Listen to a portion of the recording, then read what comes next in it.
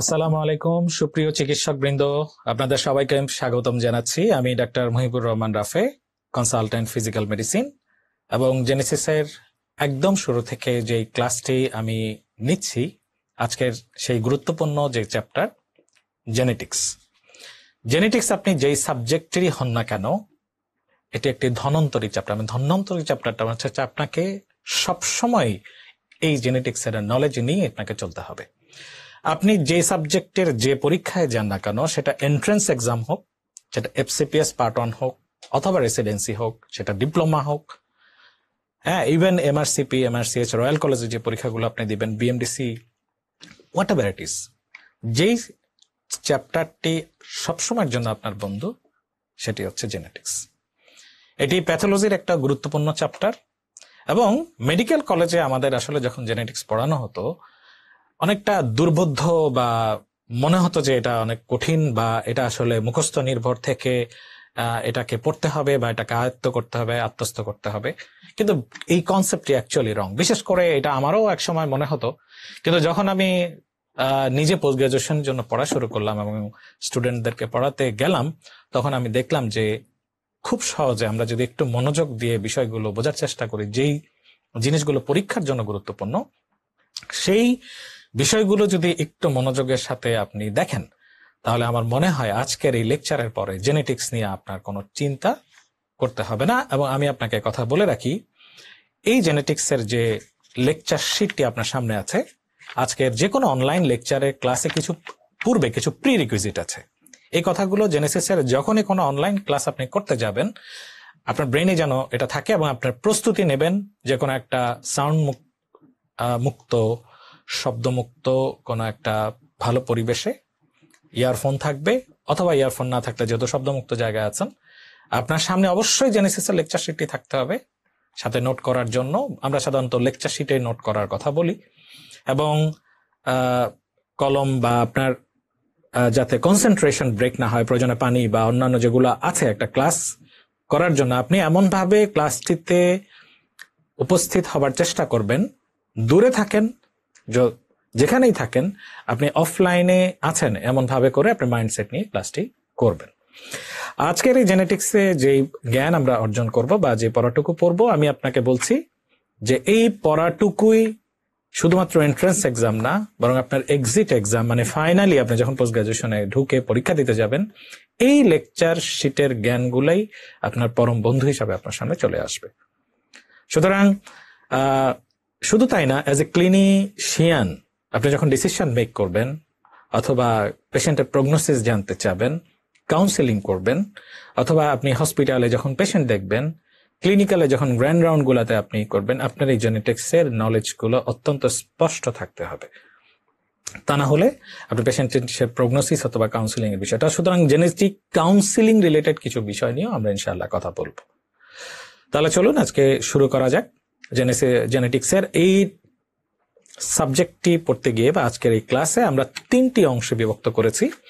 প্রথম অংশটি থাকবে, আমরা বোর্ডে কিছু সময় বোঝার চেষ্টা করব, বেসিক কিছু পয়েন্টগুলো আমরা হাতে নেব, এরপরে আমরা স্লাইড দেখব, স্লাইডের ফাঁকে ফাঁকে আমরা অবশ্যই লেকচার শিটগুলো, আমি আপনাকে পাতা বলবো, আপনি ওই পাতায় গিয়ে ইম্পর্টেন্ট যে জায়গাগুলো আছে আমি আপনাকে একটু ফোকাস করে দিব, যেহেতু আপনাকে আমি কাছে থেকে বা অফলাইনে পাচ্ছি না। স্বাভাবিকভাবে লেকচার শিটে যখন যে বিষয়গুলোকে আমরা মার্ক করার চেষ্টা করব, আপনি আপনার কলম দিয়ে সেই বিষয়গুলোকে মার্ক করে নেবেন।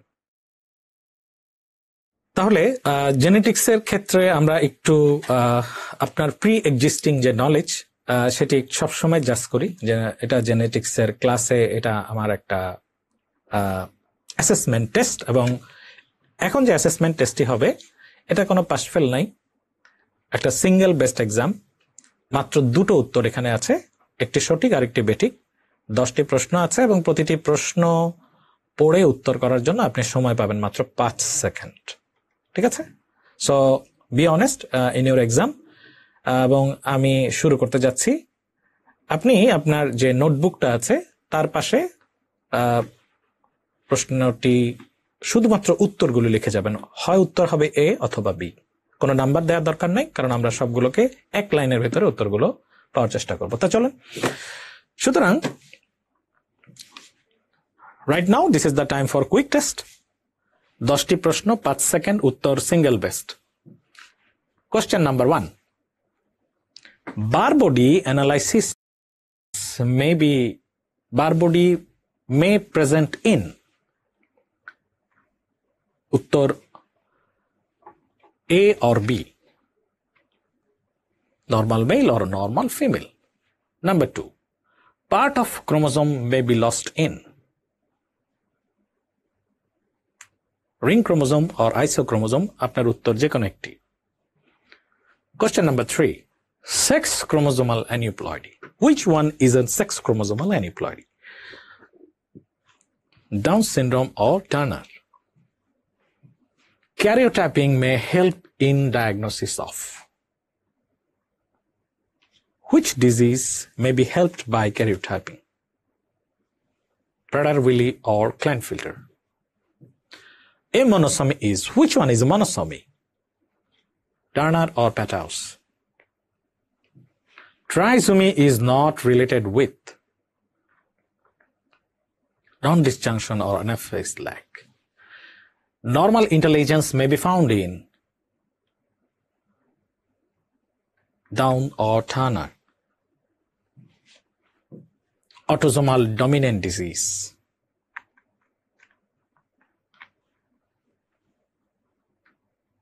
Which one is an autosomal dominant? Which one is an autosomal recessive disease? Hemophilia or hemochromatosis? Autosomal dominant disease shows, which one is the characteristic feature of autosomal dominant disease? Anticipation or complete penetration? And this is the time for marking, honestly.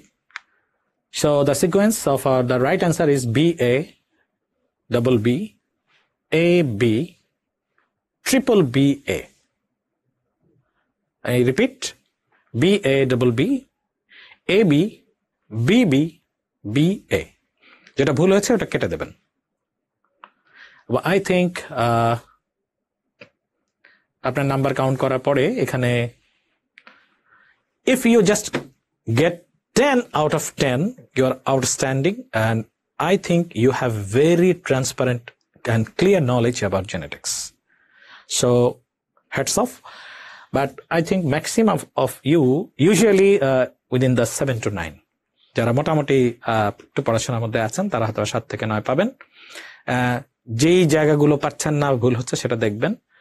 এরপরে যারা 4 থেকে 6, আপনি যদি 4 থেকে 6 এর মধ্যে থাকেন তাহলে আজকের ক্লাসটা আপনার জন্য আরো বেশি মনোযোগ দিয়ে করতে হবে। এবং যারা যে কম পেয়েছেন, মন খারাপ করার কোনো কারণ নাই। Actually my target of this assessment is to make some receptors within your brain. এই যে কথাগুলো, যে শব্দগুলো আপনার জন্য অপরিচিত মনে হচ্ছে বা আপনি পারলেন না, এই কথাগুলোই পরীক্ষায় আসে। আমি আপনাকে খুব যে জিনিসগুলো আজকে এই প্রশ্নগুলোর ভেতরে আসছে, এই জিনিসগুলোকেই আজকে আমরা পড়বো। and we'll try at the end of the class, if all of us including you will get 10 out of 10. Next.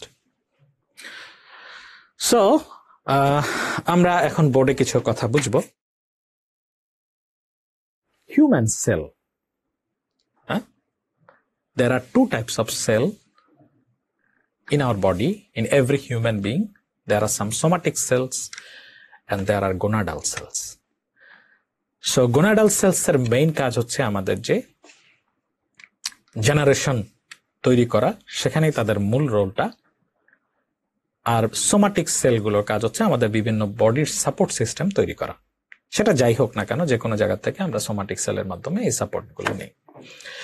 এই যে প্রত্যেকটা সেল, আমরা জানি যে মানুষের সেলগুলোর ভেতরে ক্রোমোজোম থাকে। এই ক্রোমোজোম হচ্ছে 46টি বা 23 জোড়া। সোমাটিক সেল হোক আর গোনাডাল সেল হোক, সবার ভেতরেই 46টি করে ক্রোমোজোম আছে বা 23 জোড়া করে ক্রোমোজোম আছে। এর মধ্যে প্রথম 22 জোড়া হচ্ছে অটোজোম এবং পরের দুটো হচ্ছে সেক্স ক্রোমোজোম। এই কথাগুলো কিন্তু আমাদের জানা।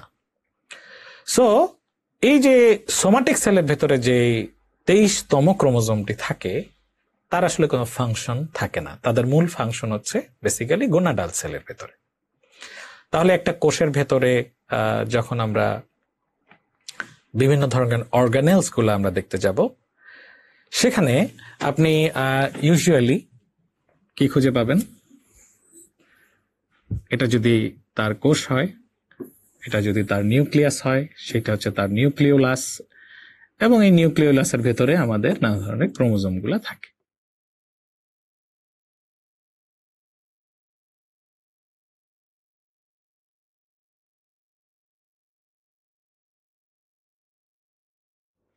The processes of a cell.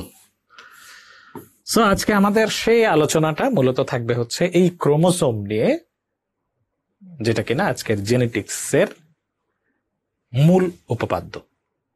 সুতরাং এই ক্রোমোজোমকে আমরা বিভক্ত করলে আমরা যেই উপাদানটি পাবো সেটি হচ্ছে বেসিক্যালি ডিএনএ, এবং ডিএনএ কে ভাঙতে ভাঙতে ভাঙতে যখন তার ইউনিট, স্মলেস্ট ফাংশনাল ইউনিটে যাব, সেখানে পাবো আমরা জিনকে। এবং এই সব মিলিয়ে আজকের গল্প জেনেটিক্স। তাহলে এই যে ক্রোমোজোমগুলো নর্মালি যখন আপনি দেখতে যাবেন, তখন কিন্তু আপনি ইন্ডিভিজুয়ালাইজ ক্রোমোজোমগুলোকে আলাদা করতে পারবেন না, কারণ হচ্ছে একটি আরেকটির সাথে কয়েলড অবস্থায় জড়িয়ে থাকে, কয়েল হয়ে থাকে। তো যেহেতু কয়েলড অবস্থায় তারা জড়িয়ে থাকে, individualise chromosome is very tough to identify. That's why যখন সেলটা ডিভাইডিং স্টেজে থাকে অথবা বিভক্ত হওয়ার মতো জায়গা আছে, তখনই বেসিক্যালি হচ্ছে, আমি যদি পুরো নিউক্লিয়াসটাকে বাইরে নিয়ে আসি, আমরা জানি যে সেল ডিভিশনের দুইটা পার্ট থাকে, একটা হচ্ছে মাইটোসিস আর একটা হচ্ছে মায়োসিস। মাইটোসিসের কথাই যদি বলেন আপনি, যে এর ভেতরে কি আছে, prophase, anaphase, prophase, metaphase, anaphase and telophase. এই যে চারটি দশা, এই দশার ভেতরে প্রথম যে প্রোফেজ, আমরা ছোটবেলা থেকে পড়ে আসছি সেই কথাগুলো, যে যখন সেলগুলো ডিভাইডিং স্টেজে আসে বা তার ডিভিশনের সময় আসে, প্রোফেজে কি হয়? প্রোফেজে ক্রোমোজোমগুলো ছোট হয়, খাটো হয়, মোটা হয়, পাশাপাশি সজ্জিত হয়। তাহলে আমরা জানি এই যে, তো যখনই আসে তখনই আমরা ইন্ডিভিজুয়ালাইজ ক্রোমোজোমগুলোকে খুঁজে খুঁজে পাই। তাহলে ডিভিশনের সময় বেসিক্যালি হচ্ছে ক্রোমোজোমগুলোকে আমরা দেখার একটা সুযোগ তৈরি হয়। তাহলে বিজ্ঞানীরা যখন বা সায়েন্টিস্টরা যখন ক্রোমোজোম নিয়ে স্টাডি করতে যান, বেসিক্যালি ওনারা সবচাইতে ডিভাইডিং যে সেলগুলো আছে, কন্টিনিউয়াসলি যে ডিভাইডিং সেলগুলো আছে, সেখান থেকে ওনারা স্যাম্পল নিয়ে ক্রোমোজোমাল স্টাডিগুলো করেন। তাহলে এইভাবে কন্টিনিউয়াসলি ডিভাইডিং সেল কিন্তু আমাদের বডিতে অনেক ধরনের আছে, যেমন কি আপনার প্লাসেন্টা, যেমন আপনার বোন ম্যারো, কন্টিনিউয়াসলি সে কিন্তু কি করছে, ব্লাড সেলগুলো তৈরি করছে। যেমন আপনার স্কিন, আপনি যদি নিজের চর্মচোখ মানে মাইক্রোস্কোপিক আই দিয়ে নিজের বিছানাটা দেখতে পেতেন, আসলে আপনি কিন্তু সেখানে ঘুমানোর সুযোগ পেতেন না। কেন পেতেন না? কারণ হচ্ছে trillions of dead cells are covering in your bed. So আপনার এই বেডশিটের উপর ট্রিলিয়নস অফ ডেড সেলস পড়ে আছে। কারণ হচ্ছে আমরা টের পাচ্ছি না, কারণ these are so rapidly dividing. দিনের জিনিস রাত হওয়ার আগেই বা রাত হয়ে সকালবেলা সূর্য ওঠার আগেই আমাদের এগুলো কভার হয়ে যাচ্ছে। So these are the rapidly dividing. So for the genetic study, the most common sample taken from the buccal mucosa. তাহলে এই বাক্কাল মিউকোসা থেকে বেসিক্যালি হচ্ছে sample is taken for the genetic study. এইটা কিন্তু পরীক্ষায় আপনার আসতে পারে, what are the common source of sampling during genetic study, বা which are the most common? This is the বাক্কাল। তো এছাড়া আছে স্কিনের কথা বললাম, লিম্ফোসাইট আছে, অ্যামনিওটিক ভিলাইজ আছে, বোন ম্যারো সেলগুলো আছে। সো এই সেলগুলো সাধারণত, এটা আমাদের পেজ নাম্বার 3-তে আপনি খুঁজে পাবেন। আমরা যখন বইটা দাগাবো তখন আপনি দেখতে পাবেন। সো এই যে ক্রোমোজোম নিয়ে সায়েন্টিস্টরা যখন দেখলেন, সবাইকে এই যে ক্রোমোজোমটা কয়েলড অবস্থা থেকে আনকয়েলড হলো। তাহলে এই যে ক্রোমোজোমটা কয়েলড অবস্থায় ছিল, সেখান থেকে সে আনকয়েলড হলো। এই যে কয়েলড অবস্থায়, এই স্টেটটাকে আমরা বলি হচ্ছে heterochromatin. It's a heterochromatin when the genetic transformation are usually not happen. কিন্তু এটা যখন আসলো, এটাকে আমরা বলি আন, ইউ, আনের ইউ, তাহলে ইউক্রোম্যাটিন।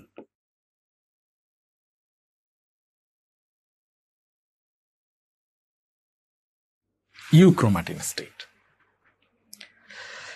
তাহলে সবাইকে এইভাবে এই স্টেটে যাবে? নো। ডিভিশনের একটা পর্যায়ে সায়েন্টিস্টরা দেখলেন দেয়ার ইজ এ ক্রোমোজোম যে কিনা এরকম লেপ মুড়ি দিয়ে কয়েলড অবস্থায় শুয়ে আছে। কোন সময়? যখন তারা সবাই আনকয়েলড হয়ে গিয়েছে। সো এই সময়ে এই যে ভদ্রলোক বা ভদ্র মহিলা, কেন বলছি পরে বলবো আপনাকে, উনি যে আনকয়েলড অবস্থায় এখানে আছেন, তাহলে it's a heterochromatin state. So within this time there is a heterochromatin.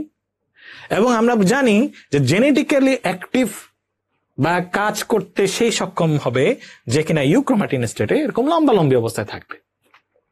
তাহলে it's a heterochromatin, it is genetically inert. তাহলে এই যে জেনেটিক্যালি ইনার্ট সাবস্টেন্সটা, এটার নামই হচ্ছে বার বডি। তাহলে বার বডি নিয়ে আরো কথা আমরা বলবো, আপাতত ব্রেইনে আপনি এই কথাটুকু রাখেন, সেটা হচ্ছে Barr body is a heterochromatin which is genetically inert. তাহলে জেনেটিক্যালি ইনার্ট একটা সাবস্টেন্স আমরা পেলাম। যাই হোক, এখন সায়েন্টিস্টরা এই যে যখন ক্রোমোজোম গুলোকে স্টাডি করতে গেলেন, ওনারা দেখলেন যে এখানে প্রায় 23 ধরনের, 23 জাতের ক্রোমোজোম দেখা যাচ্ছে। কোনোটা একটু বেশি লম্বা, তার চেয়ে একটু খাটো, তার চেয়ে ছোট, কোনোটার হাত পা আছে। সো ওনারা একটা স্যাম্পল এনে, ক্রোমোজোমের একটা স্যাম্পল নিয়ে দেখার চেষ্টা করলেন যে আসলে এর ভিতরে কি আছে। ওনারা এই স্যাম্পল এনে দেখলেন যে ক্রোমোজোম আসলে কিছুই না, এটা 2টা হাত বিশিষ্ট একটা স্ট্রাকচার, যার ভেতর একটা মিডল বাটন আছে। এই বাটনটার নাম দিলেন ওনারা সেন্ট্রোমিয়ার। এবং 2টো হাত, this are the arm of the chromosome. ওনারা দেখলেন যে একটা হাত ছোট এবং একটা হাত বড়। ওনারা যে মিডল পার্টটাকে দেখলেন, এই সেন্ট্রোমিয়ার, এই বিভিন্ন জায়গায় তারতম্য আছে। কিরকম? যদি সে মাঝখানে থাকে, ওনারা ওই মাঝখানে বসে থাকা সেন্ট্রোমিয়ার যুক্ত ক্রোমোজোমটাকে নাম দিলেন কি? মেটাসেন্ট্রিক। যদি তার নিচে থাকে, সাবমেটাসেন্ট্রিক। যদি তার আরেকটু নিচে থাকে, অ্যাক্রোসেন্ট্রিক। যদি লেজের দিকে থাকে তাহলে টেলোসেন্ট্রিক। আর যদি নাই থাকে সেটাকে আমরা বলছি অ্যাসেন্ট্রিক। সো অ্যাসেন্ট্রিক যখন হবে, সাধারণত এই যে সেন্ট্রোমিয়ারটা, এটা ঠিক মাঝ বরাবর না থেকে একটু উপরে নিচে থাকে। তার মানে হচ্ছে হয় একটু নিচে, তার মানে হচ্ছে বেশিরভাগ ক্রোমোজোম হচ্ছে অ্যাক্রোসেন্ট্রিক। সো অ্যাক্রোসেন্ট্রিক যখন একটা ক্রোমোজোম হবে, তখন আর স্বাভাবিকভাবে একটা হাত হয়ে যাবে লম্বা, একটা হাত হয়ে যাবে ছোট, পিচ্ছি। তাহলে যেটা লম্বা সেটাকে ওনারা নাম দিলেন কিউ, আর যেটা ছোট বা পিচ্ছি ওটাকে নাম দিলেন ওনারা P. So P means the short arm of a chromosome and Q means the long arm of the chromosome. এখন কোথাও যদি দেখেন যে পি মাইনাস, কোথাও দেখা যায় P minus, what does it mean? তার মানে হচ্ছে something has lost, something has deleted from this short arm of this chromosome, is it? এবং তাহলে আমরা মাইনাস মানে হচ্ছে পি থেকে কোনো কিছু চলে গিয়েছে। যদি কিউ ড্যাশ থাকেন অথবা পি ড্যাশ দেখা যায়, তার মানে বুঝবো সামথিং ইজ অ্যাডেড, যেটা ছিল না কোনো কিছু এসে এটার সাথে যুক্ত হয়েছে। সো এখন থেকে আমরা শর্ট আর্ম লং আর্ম না বলে আমরা পি এবং কিউ বুঝবো। ওকে, তাহলে chromosome, this is a chromosome. সায়েন্টিস্টরা দেখলেন যে এগুলোর সাইজ আলাদা আলাদা। সবচাইতে যে লম্বা ক্রোমোজোমটা, এটাকে ওনারা নাম দিলেন ক্রোমোজোম নাম্বার 1। পরীক্ষার প্রশ্ন একটা স্ট্রিং ছিল, chromosome 1 is the longest chromosome, and it's true. Gradually ওনারা কি করলেন, 2 নাম্বার, 3 নাম্বার, 4 নাম্বার, 5 নাম্বার, এভাবে নমেন ক্লেচার সেগুলোকে নাম্বারিং করতে করতে 22 নাম্বারে চলে গেল। 22 নাম্বার পর্যন্ত কোনো ভেজাল হয়নি। 22 নাম্বার যখন ভেজাল হলো না, তখন ওনারা 23-এ গিয়ে একটা জিনিস আবিষ্কার করলেন। সেটা হচ্ছে মেইলের ক্ষেত্রে ওনারা দেখলেন যে ক্রোমোজোম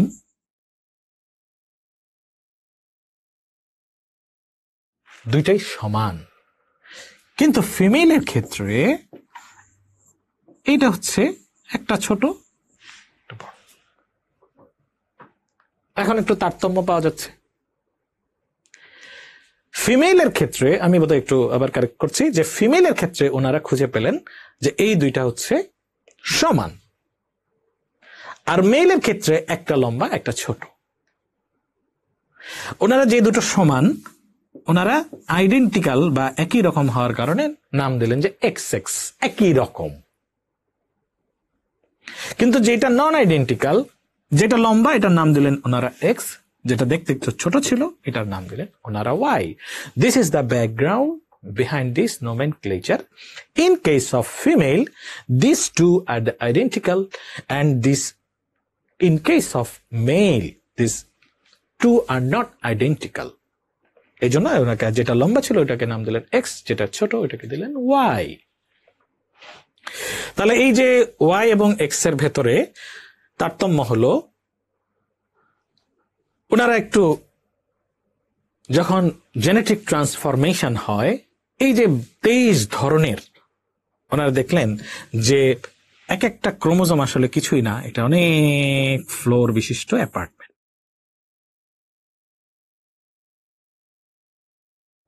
এবং এই অ্যাপার্টমেন্টের ভেতরে এক একটা ফ্লোরে রহস্যময় একজন করে ব্যক্তি বসবাস করে, যার কাছে একটা তথ্য আছে, এবং এই তথ্যটা দিয়ে উনি কিছু একটা করতে পারেন, কিছু একটা প্রডিউস করতে পারেন, কোনো একটা পরিবর্তন করতে পারেন, মানে সেই তথ্যটার একটা গুরুত্ব আছে। কিন্তু এই তথ্যটাকে কাজে লাগাতে হলে এই যে রহস্যময় ব্যক্তি, তার নাম হচ্ছে জিন। তাহলে এই যে ধরেন এইখানে যে বসবাস করে তার নাম হচ্ছে জিন। তাহলে এই 100 তলা বিশিষ্ট অ্যাপার্টমেন্টের 90 তালাতে ধরে নিচ্ছি এই রহস্যময় ব্যক্তি থাকেন, তার নাম জিন, এবং তার কাছে যে তথ্যটা আছে সেটা নাম হচ্ছে জেনেটিক কোড। Genetic code. তাহলে জেনেটিক কোড থাকলেই তো হবে না, এই কোডটা তখনই সে কাজে লাগাতে পারবে যখন তার পাশের অ্যাপার্টমেন্টে এইরকম আরেকটা অ্যাপার্টমেন্ট থাকবে, এবং সেই অ্যাপার্টমেন্টের 90 তালাতে তার ঠিক এইরকম একজন বন্ধুকে খুঁজে পাওয়া যাবে। তাহলে প্রি রিকুইজিট কি? তার অ্যাপার্টমেন্টের পাশে ঠিক সেম একটা অ্যাপার্টমেন্ট। এখন যে কোনো ক্রোমোজোম এসেই কি আগের যে ক্রোমোজোম তার পাশে এসে দাঁড়াতে পারবে? না, এই সুযোগটা রাখা হয়নি। তাকে 3টা শর্ত ফিল আপ করতে হবে।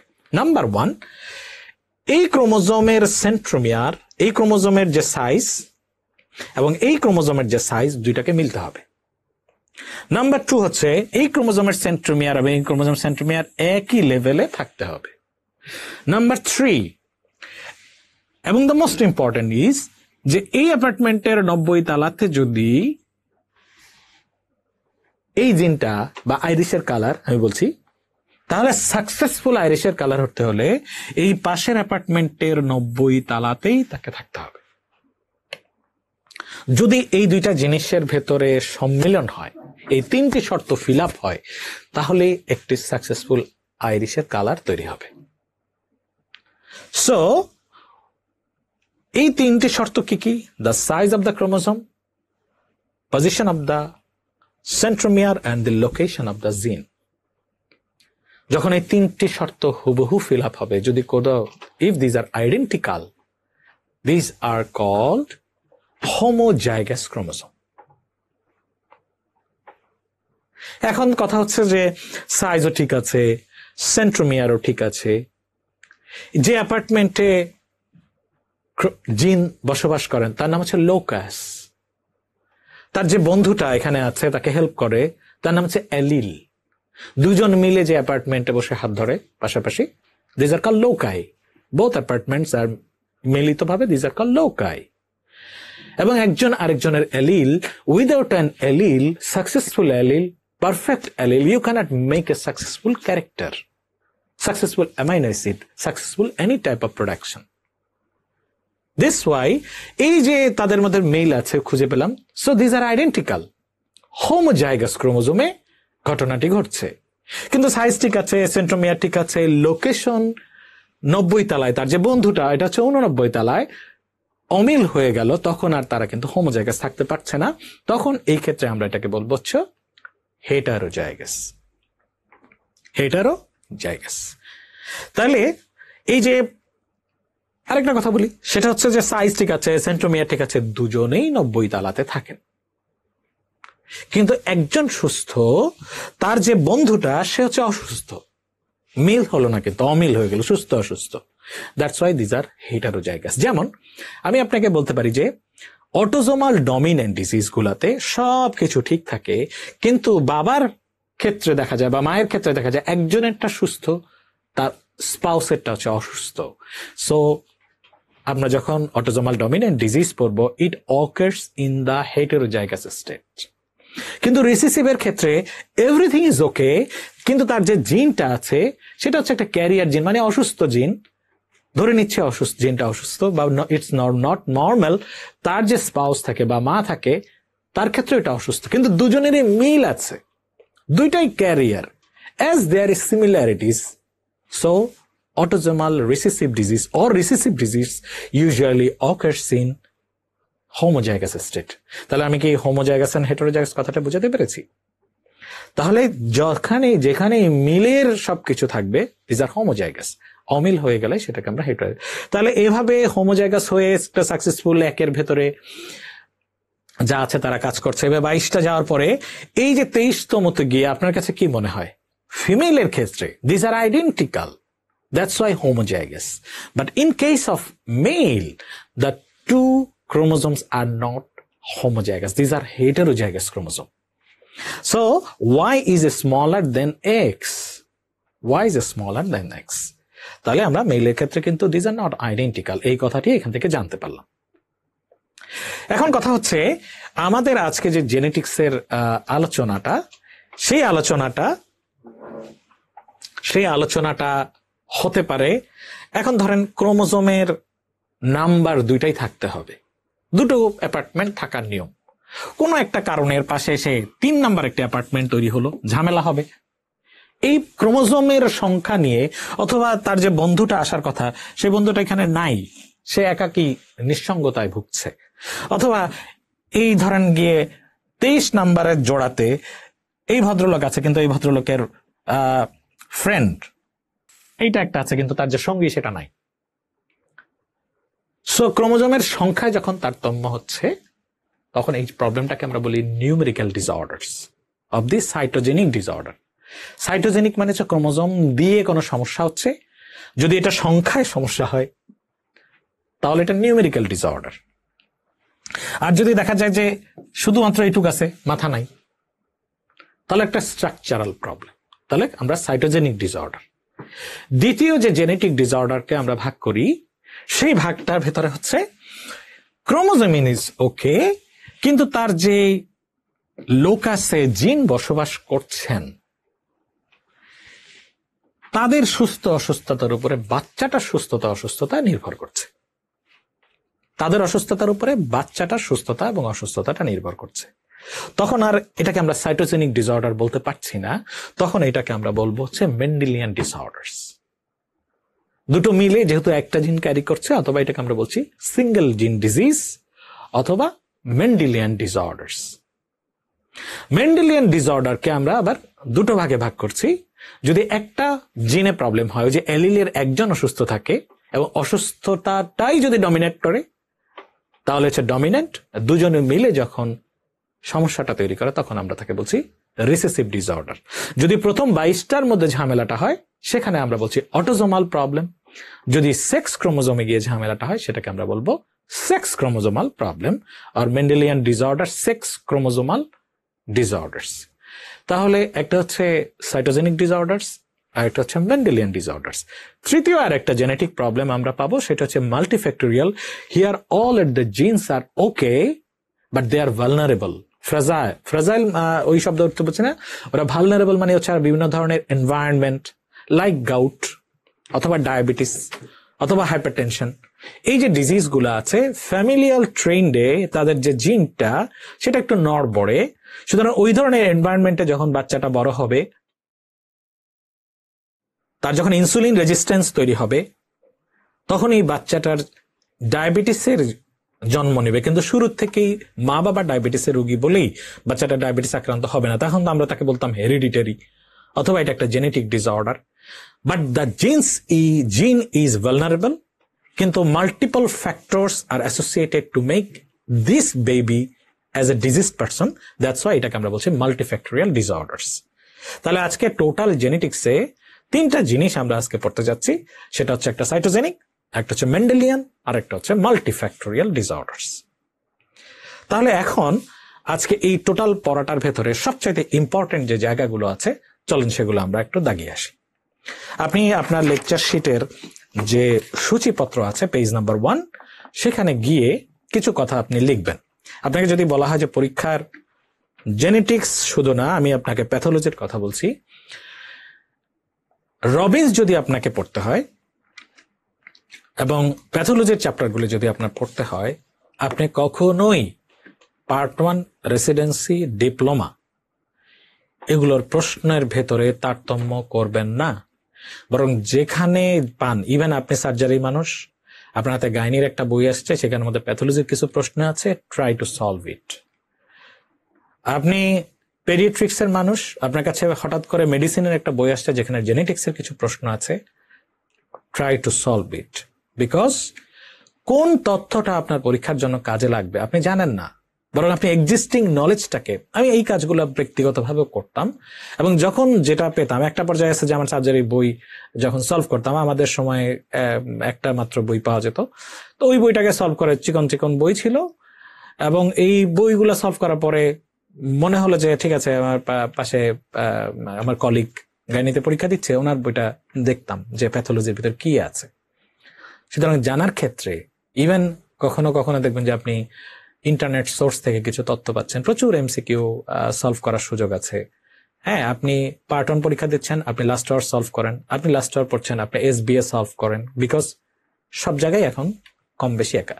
তো প্যাথোলজির প্রশ্নে, জেনেটিক্সের প্রশ্নে কোথা থেকে এসছে, ইট ডাজন্ট ম্যাটার। আপনি পারেন কিনা, দিস ম্যাটার্স।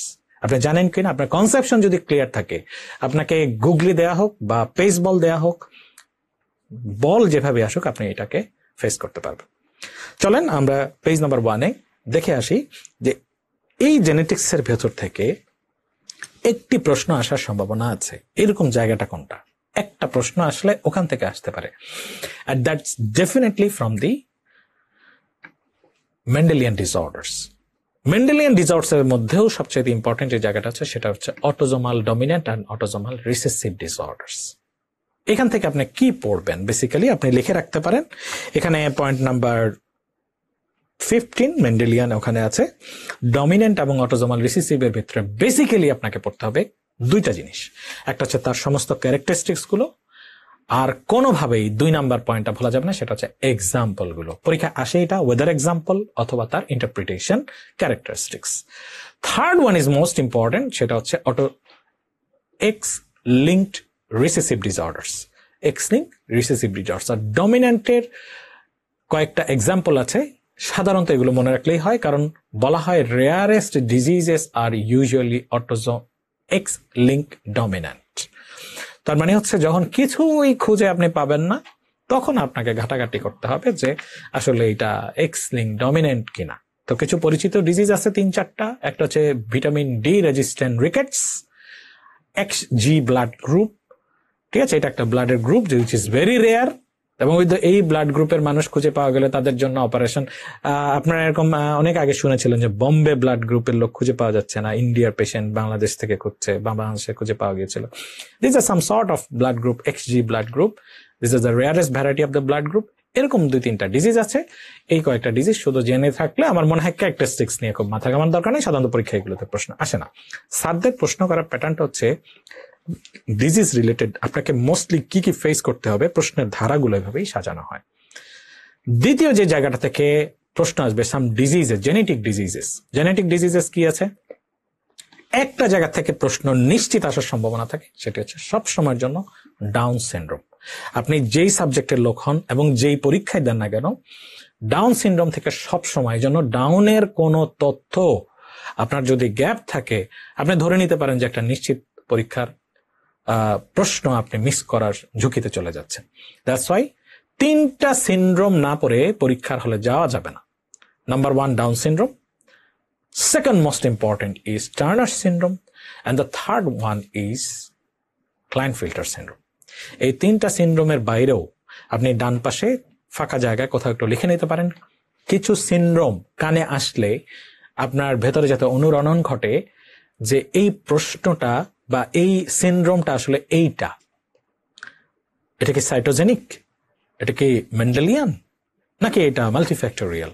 এই তথ্যটা যেন আপনার ব্রেনে ছবিটা খেলা করে যে এই সিনড্রোমটার সাথে এই কজটা আছে, এই জিনিসটুক জানাটা খুবই জরুরি।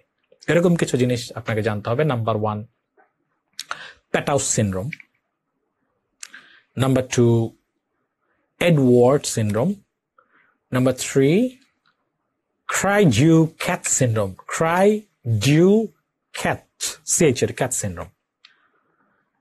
Number 4, Fragile X syndrome. Fragile X syndrome.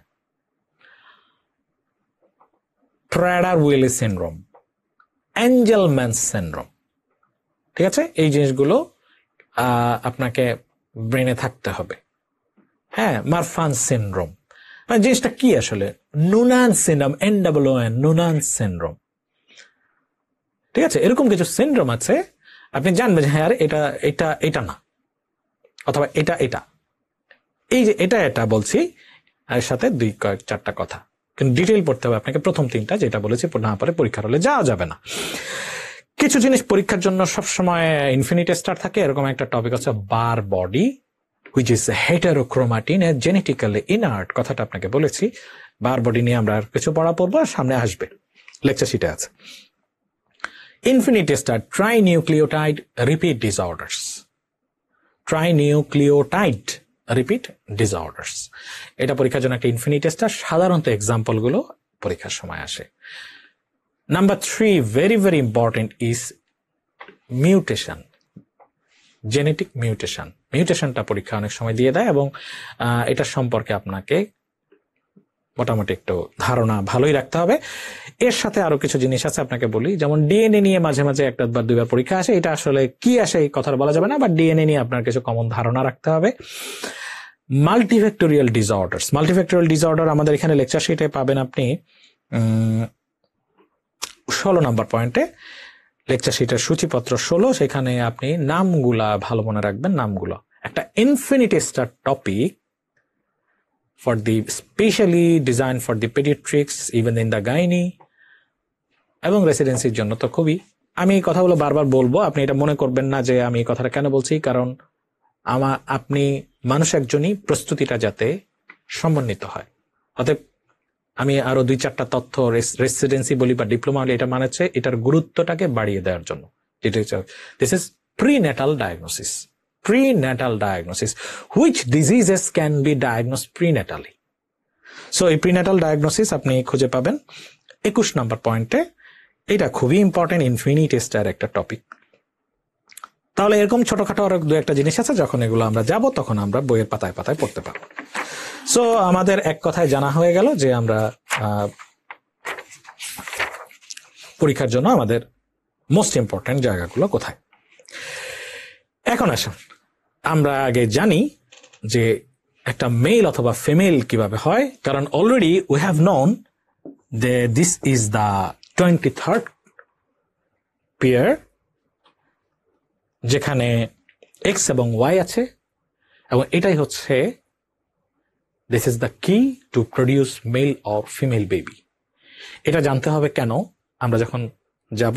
আরেকটা ইম্পর্টেন্ট জিনিস আমি একটু মিস করেছি, সেটা হচ্ছে মাইটোকন্ড্রিয়াল ইনহেরিটেন্স। এটা পরীক্ষা আসে, mitochondrial inheritance, some diseases R associated with the mitochondria. So জিনিসটা কিভাবে, খুবই সহজ, চলেন আমরা পড়ার মধ্যে খুঁজে পাবো। তাহলে আমরা একদম ছোটবেলা থেকে যখন হিউম্যান রিপ্রোডাক্টিভ সাইকেলের জিনিসগুলো আসি, দেয়ার ইজ অ্যান ওভারি, ঠিক আছে। যখন আমাদের after the intercourse millions of sperm are there, স্পার্মের গঠন প্রক্রিয়া আমরা জানি। সামনে থাকে অ্যাক্রোজোম,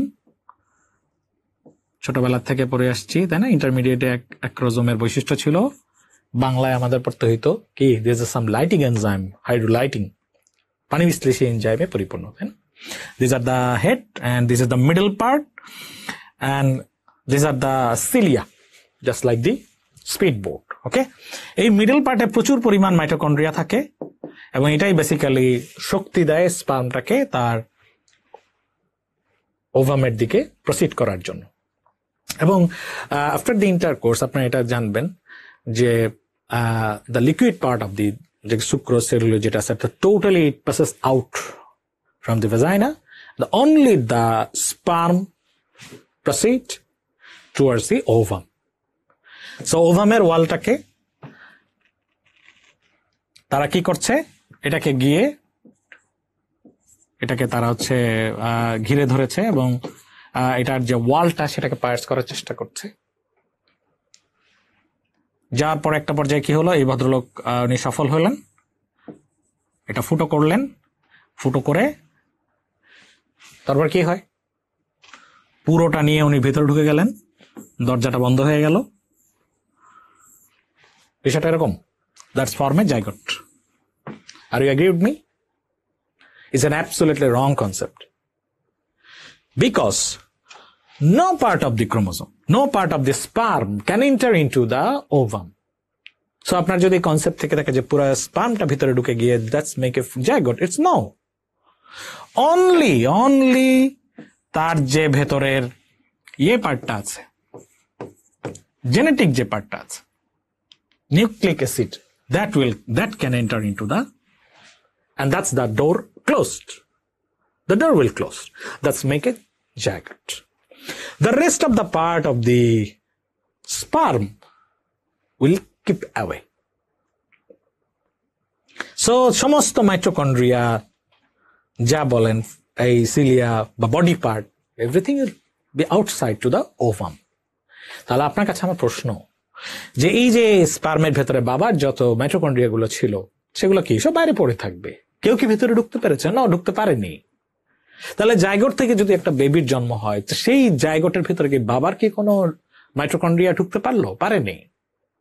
তাহলে আমরা যে বড় হলাম, আমাদের যত অর্গানেলস আছে, আমাদের বডিতে যত মাইটোকন্ড্রিয়া আছে, তারা কোথা থেকে আসলো? All of the mitochondrias are of maternal origin. আমাদের বডিতে অ্যাকচুয়ালি বাবার কাছ থেকে যা আসে সেটা অনলি দ্য নিউক্লিক অ্যাসিড। আমরা বেসিক্যালি আমাকে মাকে শুষে শুষে আমাদের সমস্ত গঠন কাঠামোকে আমরা তৈরি করছি। That's why she is such important.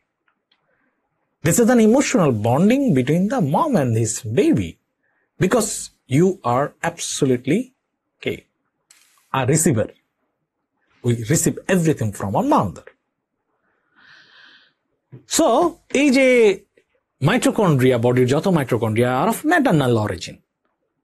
So বাচ্চা মাইটোকন্ড্রিয়া অ্যাসোসিয়েটেড ডিসঅর্ডার হয়েছে, হেরিডিটারি ডিসঅর্ডার, মাইটোকন্ড্রিয়াল ইনহেরিটেন্স। তাহলে মাইটোকন্ড্রিয়াটা কোথা থেকে আসলো? That definitely from the maternal origin. So all the mitochondrial inheritance. তাহলে মায়ের ছেলেও হলো, মেয়ে হলো। তাহলে কোন বাচ্চাটা অসুস্থ হবে? দুইটা বাচ্চাই অসুস্থ হইতে পারে, বিকজ মাইটোকন্ড্রিয়ার দুইটার সোর্সই হচ্ছে মা। কিন্তু ওই ছেলেটা এবং ওই মেয়েটা যখন বিয়ে করবে, তাদের যে নেক্সট জেনারেশন থাকবে, ওই জিনিসটা কার বাচ্চার ভেতরে যাবে? That definitely comes through the maternal origin. ওই মেয়ের বাচ্চাগুলো অসুস্থ হবে, নট দি মেল, কারণ তার মাইটোকন্ড্রিয়া কিন্তু তার সন্তানের ভিতরে যাবে না। আপনি কথাটা আবার অনুধাবন করলে আমি তিনটা কথা আপনাকে বলছি। Number one, father cannot transmit mitochondrial disease, only and only maternal origin. But if a mother is sick, if inheritance proceed forward to the generation, the male baby and the female baby can be sufferer. Okay, this is called mitochondrial inheritance. এবং এই কথাটি আমাদের lecture শিটের page number 3 এর নিচে যে বক্সটা আছে, এই বক্সের ভিতরে আপনি খুঁজে পাবেন। পয়েন্ট নাম্বার 1, 2 এবং 3, 4, এই ছোট্ট যে বক্স, নন জার্ম লাইন সাইটোপ্লাজমিক ইনহেরিটেন্স, এটার ভিতরে আমরা মাইটোকন্ড্রিয়াল ইনহেরিটেন্সের কথাগুলো খুঁজে পাবো। এখন আসেন জাইগোট তো ফর্ম হয়ে গেল, এমব্রিও খুঁজে পেলাম আমরা। এমব্রায়োলজির ক্লাসে আপনি অসাধারণ ভাবে আমাদের এমব্রায়ের বিষয়গুলো বুঝবেন। আমাদের যে এমব্রায়োলজি টিচার আছে, দিস ভেরি এফিশিয়েন্ট, অসাধারণ ক্লাস নেন। তো ওই জায়গাটুক থেকে আমরা বলতে যাবে না আমরা এখন we are working with the male or female babies in a very short, ঠিক আছে, কারণ আমরা জেনেটিক্সে ঢুকবো। তাহলে এর মধ্যে কি আছে, আমরা যে ছোটবেলা থেকে এন্ডোডার্ম আছে, একটোডার্ম আছে, মেজোডার্ম আছে, তাই না? এই জিনিসগুলো একটোডার্ম, মেজোডার্ম, এন্ডোডার্ম, ঠিক আছে। এরপরে কিছু আর্চ আছে, কিছু পাউচ আছে, যেগুলোর কিছু ডেরিভেটিভস আছে। হ্যাঁ, there is a very important part which name is cloaca. Cloaca, আমাদের এই ছোট একটু জিনিসটুকু লাগবে, ক্লোয়াকা। সো এই ক্লোয়াকা যেখান থেকে বেসিক্যালি আমাদের ইউরিজেনিটাল অ্যান্ড দ্য রেকটাল পার্ট আসে, পরীক্ষার জন্য very very important in embryology. যখন আপনি পড়বেন এই জিনিসটা যেন মিস না হয়, আপনার সাবজেক্ট যেটাই হোক, is very important. That's why এই যে ক্লোয়াকা, এই ক্লোয়াকা করোনালি, করোনালি মিনস সামনে পেছনে, হ্যাঁ, দুই ভাগে এটা সেলটা ভাগ হয়। দ্য পার্ট অফ দ্য যে পেছনের যে অংশটা, এই পেছনের অংশ থেকে বেসিক্যালি আমাদের রেকটাম ওই পার্টটা আসে, তার পোস্টেরিয়র পার্ট থেকে। But from the front part, যেহেতু coronally divided, there are bipotential cells. Bipotential cells means these are the part which may your secondary sexual organs. In case of female, like the female, and in case of male, like the male. So, এই যে ঘটনাটা bipotential cell, এইটা কোত্থেকে কিভাবে differentiate হবে, এই কথাটুকু আমি 2 মিনিটে আপনাকে একটু বলতে চাই। এমব্রায়োলজি ক্লাসে আরো ডিটেইল আপনি হয়তো বা জানবেন বা জানার চেষ্টা করবেন। At the 5th week of development, bipotential cell, bipotential বলেছি, তাহলে বাইপটেনশিয়াল সেলে তাহলে এটা ছেলেও তৈরি করতে পারে, মেয়েও তৈরি করতে পারে। যদি এটা মেলে ডিফারেন্সিয়েশন হয়, এই বাইপটেনশিয়াল সেল এটা যদি মেল তৈরি করে, তাহলে এখান থেকে আমরা পাবো হচ্ছে সার্টোলি সেল আর পাবো হচ্ছে লিডিক সেল। আর যদি এটা ফিমেল তৈরি করে, সেখান থেকে আমরা পাবো থিকা সেল আর হচ্ছে ফলিকুলার সেল। সার্টোলি সেল থেকে আসবে কি, আচ্ছা, লিডিক সেল কি কাজ করে? The most important Leydig cell, it releases testosterone. Testosterone. What about the Sertoli cell? It release Mullerian inhibitory hormone. ঠিক আছে? Thika cell basically it releases estrogen.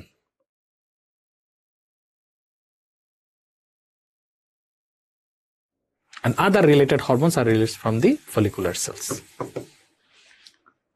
এখন এই বাইপটেনশিয়াল সেলের বাচ্চাটা ছেলে না মেয়ে হবে, how can we differentiate it? এই ক্ষেত্রে আমাদের যেটা 5ম সপ্তাহে সায়েন্টিস্টরা ওই যে ক্রোমোজোম গুলা এক একটা ফ্লোরে, ওনারা এক একটা ক্রোমোজোম এক একটা ফ্লোরে এক একটা জিনকে খুঁজে পেয়েছিলেন। যেমন আপনার যে ব্লাড গ্রুপ, সেই ব্লাড গ্রুপ এ পজিটিভ না বি পজিটিভ, অথবা এটা পজিটিভ নেগেটিভ, এই পজিটিভ নেগেটিভের যে তথ্যটা সেটা আসতে হবে ক্রোমোজোম নাম্বার 1 থেকে। আর আপনার ব্লাডের গ্রুপ হচ্ছে গিয়ে ব্লাডের এ বি না, সেই তথ্যটা দেওয়া আছে ক্রোমোজোম নাম্বার 9-এ। সুতরাং আপনার ব্লাড গ্রুপ কি হবে, ক্রোমোজোম নাম্বার 9-এর তথ্যটা ভেতরে দেওয়া আছে। ঠিক আছে, ওবেসিটির জন্য একটা ক্রোমোজোমে ইনফরমেশন দেওয়া আছে। যেমন ক্রোমোজোম নাম্বার 6, তাহলে 1 2 3 4 6, তাহলে এই 6 এর ভেতরে আমি একটু জাস্ট শর্ট আলোচনায় যাচ্ছি আবার। ক্রোমোজোম নাম্বার সেটার এই যে ফ্লোর বলছিলাম, এই ফ্লোরের শর্ট আর্মের ওখানে আপনার এমএসসি, মেজর হিস্টোকম্প্যাটিবিলিটি কমপ্লেক্স দেওয়া আছে, যেটা আপনার অ্যাসোসিয়েটেড উইথ দ্য ইমিউনোকমপ্লেক্স ডিসঅর্ডার্স। শুধু তাই না, আপনি মনে করেছেন যে হ্যাঁ 90 তালাতে গিয়ে একমাত্র জিন, একটা মাত্র, বিষয়টা কিন্তু এরকম না। ধরে নেন আমি এখন 5ম তালাতে আছি, এই 5ম তালাতে আপনার একটা বড় 12টা ফ্লোর বিশিষ্ট একটা ওয়ার্ড্রোব যেখানে কাপড় রাখে। তো ওই ওয়ার্ড্রোবের 10ম ফ্লোরে গিয়ে ওখানে ভেতরে একটা ছোট্ট আলমারি, ছোট্ট একটা সিন্দুক। এই সিন্দুকের ভেতরে 3টা ছোট ছোট খোপ আছে। এই খোপের ভেতরে মাঝখানের যে খোপটা, ওর ভেতরে ছোট একটা বক্স আছে। এই বক্সের ভেতরে খোলার পরে সেখানে ছোট একটা প্যাকেট আছে। এই প্যাকেটটা খোলার পরে ওর ভেতরে একটা বই আছে। ওই বইটা পাতা উল্টিয়ে 694 নাম্বার পাতায় বা 294 নাম্বার পাতার ভেতরে ছোট্ট একটা পাতা ভাঁজ করে রাখা আছে। ওই পাতার ভেতরে একটা মাইক্রোচিপ আছে। ওই মাইক্রোচিপের ভিতরে কিছু তথ্য আছে। তাহলে এই জটিল প্রক্রিয়া শেষ করে আপনাকে যদি প্রশ্ন করা যায় আসলে ওই মাইক্রোচিপটা ফ্লোর হিসাবে কততম ফ্লোরে আছে, so in a macroscopic I আপনি শুধু 5ম তলাটার ভেতরের ওয়ার্ড্রোবের 10ম ফ্লোরটাকে খুঁজে পাবেন। আমি যদি পাতা হিসাবে ওইখানে গিয়ে যান 298 পাতার ভেতরে যে মাইক্রোচিপটা দেওয়া আছে সেই চিপটা কত floor, it's very tough. That's why এই যে বললাম যে 90 তালা, তার মানে হচ্ছে HLA B27, তার মানে হচ্ছে 6 নাম্বার পজিশনে MHC মলিকুলার কমপ্লেক্স, 6 নাম্বার যে আপনার ক্রোমোজোম, সেই ক্রোমোজোমের ভেতরে, ঠিক আছে, ওই পজিশনে গিয়ে তারপরে আবার A B C D এইভাবে আছে। সেই বি এর 27 পজিশনে গিয়ে খুঁজে পাওয়া গেল স্পন্ডালোআর্থোপ্যাথির জিন। এবং এই জিনটা genetically it is related with the disease like psoriatic arthritis, spondyloarthropathy, reactive arthritis. তাহলে এই ডজন ডিজিজের সাথে ওই ব্যক্তিটা জড়িত। ঠিক আছে, শুধু তাই না, এই HLA DR অথবা DQ, DR এর পরে 4, it may be associated with the rheumatoid arthritis gene. মানে আপনি জেনেটিক যখন ইঞ্জিনিয়ারিং করবেন, এই ইঞ্জিনিয়ারিং গিয়ে স্পেসিফিক জিনটাকে যখন আইডেন্টিফাই করতে পারবেন, কারণ হচ্ছে আমাদের দেশে জেনেটিক্স এই পর্যন্ত এটাকে জেনেটিক ইঞ্জিনিয়ারিং এবং মেডিকেল জেনেটিক্স এটা কিন্তু একটা সাবজেক্ট এবং খুবই পপুলার সাবজেক্ট বাইরের দেশগুলোতে। আমাদের দেশে এখন এটা চালু হয়নি।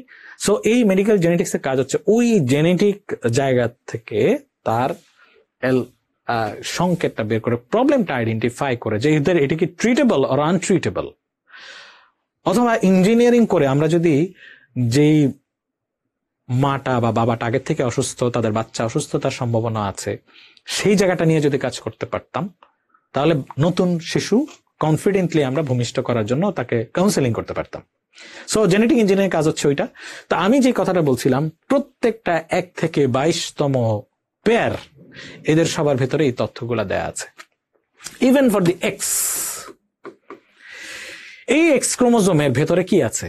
এটার মধ্যে আছে ডিস্ট্রফিন, একটা জিন আছে, যেই জিনের কাজ হলো আপনার এই যে ক্রোমোজোমের যে ওয়ালটা, সেলের যে ওয়াল, এই ওয়ালের ইন্টিগ্রিটিটা মেনটেন করা ডিস্ট্রফিন জিনের কাজ হচ্ছে। যদি ডিস্ট্রফিনোপ্যাথি হয় বা ওই জিনটার কোনো প্রবলেম হয় which is located in the x chromosome, তখন এই ওয়ালটা ফ্রাজাইল হয়ে যায়। তখন যেগুলো কি হয়, সেলগুলো ডিস্ট্রয় হয়ে যেতে থাকে। Thus we get the Baker's muscular dystrophy, Duchenne's muscular dystrophy, adrenoleukodystrophy. So it is associated with the X chromosome. But what about the Y? সায়েন্টিস্টরা গিয়ে দেখলেন যে Y এর মধ্যে তো আসলে তেমন কিছু খুঁজে পাওয়া যাচ্ছে না। সব শেষে ওনারা গিয়ে Y এর যে শর্ট আর্ম, পিচ্ছি হাতটা, এইটার টিপে গিয়ে একজন ভদ্রলোককে খুঁজে পেলেন, মিস্টার SRY। এই SRY সাহেবের কাছে কি আছে? একটা গুপ্তধন আছে, যার নাম, যেটাকে আমরা বলি TDF, testis determining factors, TDF, which is the key to produce male or female babies, যে সংকেতটার জন্য ওই যে ভদ্রলোক বসে আছে, ওই যে ক্লোয়াকার বাইপটেনশিয়াল সেলগুলো, এটা কি ছেলে হবে না মেয়ে হবে? তাহলে ছেলে মেয়ের বিষয়টা যখন আসলো, 5th উইক অফ ডেভেলপমেন্ট, এই সিগন্যালটা আসতে হবে কোথা থেকে? Mister SRY, he will release the TDF, testis determining factor. এই জায়গা থেকে গিয়ে আমরা ওইখানে নিয়ে যাচ্ছি। দেন 5ম সপ্তাহে এসআরআর সাহেব কি রিলিজ করলেন? টিডিএফ রিলিজ করলেন। সে গিয়ে একটা প্রোটিনের সাথে, এটা মনে রাখার কোনো প্রয়োজন নাই, পরীক্ষা আসবে না, বলা হয় কোন প্রোটিনের সাথে বাইন্ড করবে এটা বোঝা খুবই কঠিন। তাহলে সে এই প্রোটিন SOX9 যাতে বাইন্ড করা, বলা হয় যে বাচ্চাটা মেল হওয়ার সম্ভাবনা বেড়ে যায়। সে একটা প্রোটিনের সাথে বাইন্ড করে ছোট্ট একটা চিঠি তৈরি করলো। কোন চিঠি? যে চিঠিটাকে সে পাঠিয়ে দিবে ওই এখানে মিস্টার রাইবোজোমের কাছে। রাইবোজোমের কাজ হচ্ছে প্রোটিন তৈরি করা। তাহলে এই যে ছোট্ট এনভেলপটা করলো, ট্রান্সক্রিপ্ট করলো, ছোট তথ্য তৈরি করলো, দিস ইজ কল্ড ট্রান্সক্রিপশন। একটা ছোট letter which is sent to the ribosome. Body যখন কোথাও কোনো আঘাত হয়, ইনজুরি হয়, কোথাও কোনো কিছু তৈরি করতে চায়, তখন সে মেসেঞ্জার আরএনএর মাধ্যমে এই ধরনের একটা মেসেজ পাঠিয়ে দেয় যে এই চিঠিটা পাঠালাম, তুমি এটা পাঠোদ্ধার করো, বুঝো তোমাকে আমি কি বলতে চেয়েছি, কি জিনিস তোমাকে তৈরি করতে হবে। সো ওখানে যখন মেসেজটা গেল, তখন তারা এটাকে পাঠোদ্ধার করে। এই যে পাঠোদ্ধার করার প্রক্রিয়া, এটাকে আমরা বলছি ট্রান্সলেশন। সো 3টা শব্দ অনেক সময় জেনেটিক্সে কাজে লাগে। একটা হচ্ছে রেপ্লিকেশন, ট্রান্সক্রিপশন এবং ট্রান্সলেশন। সো রেপ্লিকেশন মানে হচ্ছে ডিএনএ নিজেই নিজের প্রতিলিপি তৈরি করতে পারে, রেপ্লিকা তৈরি করতে পারে। That's why it's called replication. একটা ডিএনএ ইনজুর হয়েছে, সামহাউ এফেক্টেড হয়েছে, সে দ্রুত তার একটা রেপ্লিকা তৈরি করবে। না হলে যে পরিমাণ ঝড়ঝঞ্ঝা, ঝাপটা, টক্সিন, রেডিয়েশনের মধ্যে আমরা থাকি, আমরা কিন্তু each and every person will be a patient. That's why এটা কেন হয়, দ্রুত ভালো ডিএনএটা তার একটা রেপ্লিকা তৈরি করে ফেলে। সো আমরা আবার জায়গায় ফেরত আসি। তাহলে এই যে ট্রান্সক্রিপ্ট করে তথ্যটা পাঠালো ও পাঠোদ্ধার করলো কবে? 5th week of development. 5ম সপ্তাহের মধ্যে যখন আসলো, তখন কে পাঠিয়েছে চিঠিটা? SRY পাঠিয়েছে। Y, sex determining reason, Y থেকে চিঠি এসেছে। সো বাচ্চাটা ছেলেই হইতে হবে। যখনই ছেলে হওয়া আসলো, যারা মেইল তৈরি করত তাদের মধ্যে বিপুল উৎসাহ, উদ্যোগ, তারা উদ্দীপনা নিয়ে বিভক্ত হতে হতে তারা সার্টুলি সেল এবং লিবিক সেলে বিভক্ত হওয়া শুরু করলো। লিবিক সেল বিভক্ত হয়েই সে তৈরি করা শুরু করলো টেস্টোস্টেরন, এবং এই টেস্টোস্টেরন, এই যে বাচ্চাটা এমব্রায়ো, যেই অর্গানগুলো দেখলে বোঝা যাবে যে সে একটা ছেলে হতে যাচ্ছে, সেই জায়গাগুলোর সাথে বাইন্ড করে করে তাকে ডেভেলপ করা শুরু করলো। Ultimately that baby start to become a male baby. আর ওই যে সার্টুলি সেল থেকে যে মুলারিয়ান ইনহিবিটরি হরমোন, সেটা রিলিজ হয়ে যারা ফিমেল তৈরি করত, এই যারা ফিমেল তৈরি করত তাদেরকে গিয়ে সে সাপ্রেস করে দিল। তাহলে দুটো মিলে কাজ করে আলটিমেটলি বেবিটা মেল হওয়া শুরু হলো। Like this. 5ম সপ্তাহে সিগন্যাল আসে নাই, এসআরআই সাহেব চিঠি পাঠান নাই।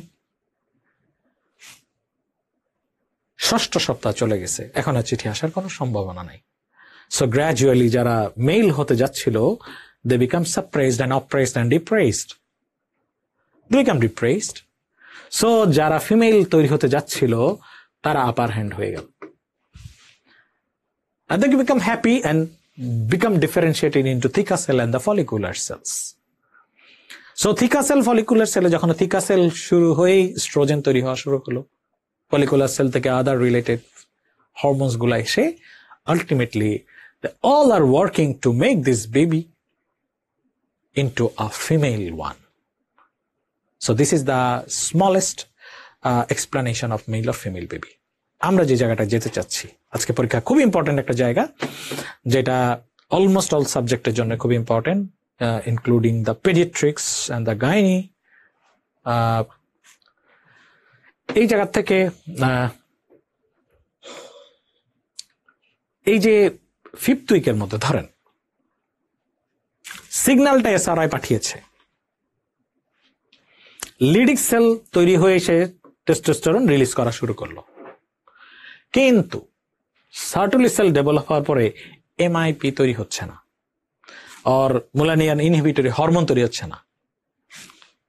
What about? ঘটনাটা কি হবে চিন্তা করতে পারেন? ওর তো কথা ছিল গিয়ে ওদেরকে সাপ্রেস করে দেবে, সাপ্রেস হচ্ছে না। So there will be a different problem with this baby. Like this. ধরেন আমি ধরে নিচ্ছি যে তৈরি হচ্ছে, সবই ঠিক আছে, টেস্টোস্টেরনও তৈরি হচ্ছে, কিন্তু এই যে টেস্টোস্টেরন গিয়ে যেসব জায়গায় গিয়ে লাগবে, যেসব রিসিপ্টরে লেগে লেগে ওটাকে চেঞ্জ করবে, একটা মেল বাচ্চা দেখলে যেগুলো দেখলে বোঝা যায় এটা মেল বাচ্চা, ওই রিসিপ্টর গুলাতে যখন সে বসতে যাচ্ছে, দে আর অ্যান্টাগোনাইজিং, আমি তোমাকে চিনি না, হু আর ইউ, আর তাকে আমি রিসিভ করবো না, আমি বসতেই দিব না। So there is testosterone within the baby, but it cannot make a change. বাচ্চাটা কিন্তু বড় হয়ে যাচ্ছে, having testis, but তার যে আদার যে অর্গান গুলো আছে, এই অর্গান গুলা কিন্তু ডেভেলপ হবে না। In that case, what we'll get, this is called hermaphrodite. So we'll get the hermaphrodite. পরীক্ষার জন্য খুবই একটা ইম্পর্টেন্ট যে কথাটা বলছিলাম, hermaphrodite নিয়ে আমরা কয়েকটা কথা বলে আবার জেনেটিক্সের জায়গায় ফেরত আসবো, কারণ hermaphrodite পরীক্ষা আসে। তাহলে প্রথম কথা হচ্ছে হোয়াট ইজ hermaphrodite, এটা আপনাদের বইয়ের ভেতরে খুঁজে পাবেন, পেজ নাম্বার, কিছু জিনিস আপনাকে লিখতে হবে। হ্যাঁ, এই লেখার জায়গাটা আপনি একটা পাতলা জায়গা খুঁজে বের করেন। আই থিঙ্ক ইটস বেটার, 49 পাতায় এটা আছে, hermaphroditism। আর আপনি 51 নম্বর পেজে কিছু নোট করতে পারেন, আমি কয়েকটা কথা বলবো, এটা শীটে দেওয়া থাকে না, সাধারণত লেকচারে আমরা কথাগুলো বলি। তাহলে প্রথম কথা, what is an hermaphrodite? hermaphrodite হচ্ছে, ইট ইজ এন অ্যানিমাল, এটা একটা এমন প্রাণী যার মধ্যে একই সাথে মেল এবং ফিমেল সেক্সুয়াল অর্গান থাকে। তাহলে this is A call hermaphrodite. Actually, it is impossible in the human, but it is possible in another animal like molluscum. শামুক জাতীয় প্রাণীতে একই সাথে মেল এবং ফিমেল সেক্সুয়াল অর্গান থাকে এবং একটা আরেকটাকে অ্যাকুমুলেট করে, তারা ইন্টারকোর্স করে নিউ বেবি প্রডিউস করে। সুতরাং একটা শামুক থেকে নিজস্ব জেনারেশন তৈরি হয় উইদিন দিস। দ্য মোলাস্কাম গ্রুপে they are called actual hermaphrodite. So তাহলে হিউম্যান বিইং এ কি আছে, মানুষের কি আছে? মানুষের যে hermaphroditism, সেটাকে আমরা দুইটা ভাগে ভাগ করি। একটা হচ্ছে ট্রু hermaphrodite, আর একটা হচ্ছে pseudo hermaphrodite. True hermaphrodite, it is rare, এবং এই ট্রু hermaphrodite বলা হয়, যদি সাইমultaneous আপনি এই কথাগুলো লিখতে পারেন, true hermaphroditism means simultaneous presence of two gonad, মানে একটা মেল একটা ফিমেল, যেমন একটা টেস্টিস একটা ওভারি। ঠিক আছে, এই কথা বলছি যে রেয়ার। ইউজুয়ালি কি থাকে, ওভোটেস্টিস থাকে, মানে যেই কম্পোনেন্টটা থাকবে, যে স্ট্রাকচারটা থাকবে, this is called ovotestis. So ovotestis is found in the true hermaphrodite, but it's extremely rare. এই কথাটা আপনাকে আমি বললাম। What is 99.99%, 99.99? This is pseudo-hermaphroditism. Pseudo-hermaphroditism can be divided into two parts, with the male and the female. এই তথ্যগুলো লিখবেন, প্রত্যেকটা mail এবং ফিমেল আন্ডারে চারটা করে কথা আছে। এই কথাগুলো আপনি লেকচারে শুধুমাত্র শুনতে পাবেন, বা আমরা এই কথাগুলো আপনাকে লেখার জন্য অনুরোধ করব। Number 1, what is a male pseudo-hermaphroditism? খুব মনোযোগ দিয়ে কথাগুলো শুনেন, আর কোনোদিন পড়তে হবে না। প্রথম কথা হচ্ছে, মেল মিন্স মেল, সে কিন্তু pseudo hermaphrodite, that person is a male. একজন মেল কেন বলবো আর একজন ফিমেল কেন বলবো? Only because they have got testis. The males have got testis and the females have got their ovaries. So number 1, সে কি আপনার আমার মতো স্বাভাবিক মানুষ? স্বাভাবিক না। সে কি আমার মতো মানুষ? Yes, these are human being. Pseudo-hermaphrodites are human. That's why in case of male, number 1, তার ক্যারিওটাইপ কি? Karyotype 46XY, mail. নাম্বার 2, তার কি গোনাড আছে? Yes, গোনাড আছে। The gonad, he has got testis. Point number 3, এইখানে হচ্ছে ঝামেলাটা, তার secondary sexual organs. Secondary sexual organ মেয়েদের, in case of male pseudo কি হবে? আপনি বলবেন যে হ্যাঁ female, like no, not female, never tell it. আমরা প্রথম বলবো দেয়ার ইজ ইনকমপ্লিট, অথবা আরেকটা শব্দ বলবো ambiguous, you cannot make a conclusion. অথবা আরেকটা করবো ফিমেল অ্যালাইক। অ্যালাইক আপনার ভুল হবে, দেখতে মনে হবে, but female alike, ambiguous or incomplete. Point number 4, what's the reason? Reasons, look at this. Testosterone receptor antagonism. কি বলছিলাম? লিডিক সেল থেকে টেস্টোস্টেরন রিলিজ হচ্ছে, ও বিভিন্ন জায়গায় গিয়ে কাজ করতে চাচ্ছে, ওকে কাজ করতে দেয়া হচ্ছে না। That's why testosterone is there, scrotum has already been developed, thus baby is developing, but তার অর্গান তৈরি হচ্ছে না, অ্যাম্বিগুইটি থাকতেছে, external problem. So testosterone receptor antagonism, one of the most important cause for, ঠিক আছে? তাহলে এই মানুষটা দেখতে একটা ফিমেল অ্যালাইক হবে। যেহেতু ফিমেল অ্যালাইক, তখন আমরা এটা বলবো হচ্ছে টেস্টিকুলার ফেমিনাইজেশন। পরীক্ষায় আসতে পারে ফলোইং আর দ্য রিজন বা maybe associated with testicular feminization. এটার একটা ইম্পর্টেন্ট এক্সাম্পল কিন্তু হচ্ছে এই male pseudo hermaphrodite, having testis, he has developed some female alike characteristics. He's not a female. Okay, that's why এবার আসেন ফিমেল সিউডো হার্মাফ্রোডিটিজম। এখানেও 4টা কথা। এবার দেখি আপনি আইকিউ টেস্ট করি। আপনি আমাকে বলেন, হোয়াট আর দ্য গোনাডস? তার গোনাডস থাকবে, কি থাকবে? ওভারি। বলেন তার ক্যারিওটাইপ কি হবে? 46XX. Number 3, what's the problem with the secondary sexual organs? Same, ambiguous or incomplete or male alike. Male alike, these ladies has their clitoris and it is long clitoris, তাদের extended অথবা কিছুটা এটাকে বলা হয় কিছুটা elongated clitoris. এই জন্য ছোটবেলা থেকে যখন বাচ্চাগুলো আসে বা হয়, তখন গার্ডিয়ান এটা মনে করে যে এটা একটা মেল বেবি। মাঝে মাঝে এটা দেখেন না যে মেয়ে থেকে ছেলে হয়ে গেছে, অ্যাকচুয়ালি ঘটনাটা কিন্তু এরকম না, অথবা ক্লাইটোরিয়াল ইলংগেশন ছিল, সবাই মিলে মনে করেছে যে এটা একটা ছেলের বাচ্চা, আসলে তো তার এভরিথিং ইজ ক্যারেক্টারিস্টিক্স উইথ, যখন সে ডেভেলপ করে গেছে at that time the secondary organs is unchanged. So দেখা যায় যে 10-12 বছরের সময় এই ঘটনাগুলো ঘটেছে। এখন আসেন রিজন, ভেরি ইম্পর্টেন্ট। রিজন হচ্ছে 2টা। নাম্বার 1, মায়ের গর্ভে যে মেয়ে বাচ্চাটা আছে, সেই বাচ্চাটার অ্যান্ড্রোজেন রিলিজ হচ্ছে। নর্মাল কি একটা মেয়ের শরীরে অ্যান্ড্রোজেন আসতে পারে? ডেফিনেটলি পারে। কোথা থেকে আসে? অ্যাড্রেনাল গ্ল্যান্ড থেকে আসে। অ্যাড্রেনাল কর্টেক্স থেকে যে অ্যান্ড্রোজেন আসে, ভুলে কিন্তু আবার মেডুলা বলতে যায় না, সেটা নিউরো হরমোন রিলিজ করে। কর্টেক্স থেকে আসে অ্যান্ড্রোজেন। মায়ের কথা বলছি না, কিন্তু আমি বাচ্চাটার মায়ের গর্ভে যে ফিমেল বাচ্চাটা তার কথা বলছি। ওই ফিমেল বাচ্চাটার নর্মালি তার অ্যাড্রেনাল গ্ল্যান্ড থেকে কিছু অ্যান্ড্রোজেন তৈরি হয়। দুঃখজনক কারণে ওই অ্যাড্রেনাল গ্ল্যান্ডটা হাইপারপ্লাসিয়া হয়েছে। যেহেতু সেল বেশি, প্রচুর পরিমাণে অ্যান্ড্রোজেন রিলিজ হচ্ছে। ওই অ্যান্ড্রোজেন রিলিজ হওয়ার সময় বাচ্চাটার ক্লাইটোরোমেগালি হচ্ছে। বাচ্চা যখন বড় ডেলিভার্ড হলো, তখন দেখা গেল বাচ্চাটা সিউডো হার্মাফ্রোডাইট হয়ে গিয়েছে। কেন হলো? There is congenital adrenal hyperplasia.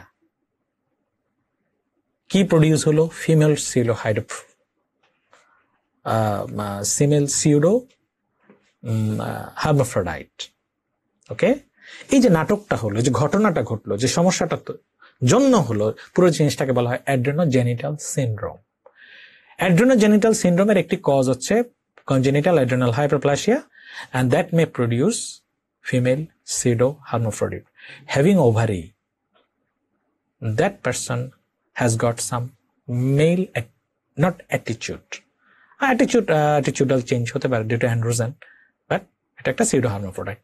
Number 2, reason number 2, that is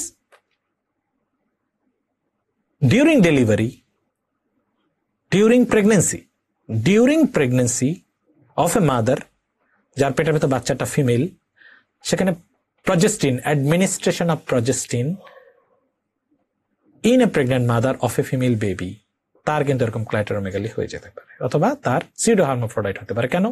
progestin সাধারণত অনেক সময় থ্রেটেন্ড অ্যাবর্শনে ব্যবহার করা হয়। দুঃখজনকভাবে যার হবে, যার সবারই হবে বিষয়টা এরকম না, কিন্তু female baby may be affected. যদি বাচ্চাটা ফিমেল হয়, মাস্ট বি উইথ কশন। ঠিক আছে, দ্যাটস ওয়াই আমরা এই কথাগুলো বললাম। তাহলে এই কথাগুলোর এর বাইরে বেসিক্যালি সিউডো হার্মাফ্রোডাইট নিয়ে যাই আসুক না কেন, if your conception is clear, আপনাকে নাড়ানো যাবে না। তাহলে আমরা এতক্ষণ আসলে হার্মাফ্রোডিটিজম পড়লাম।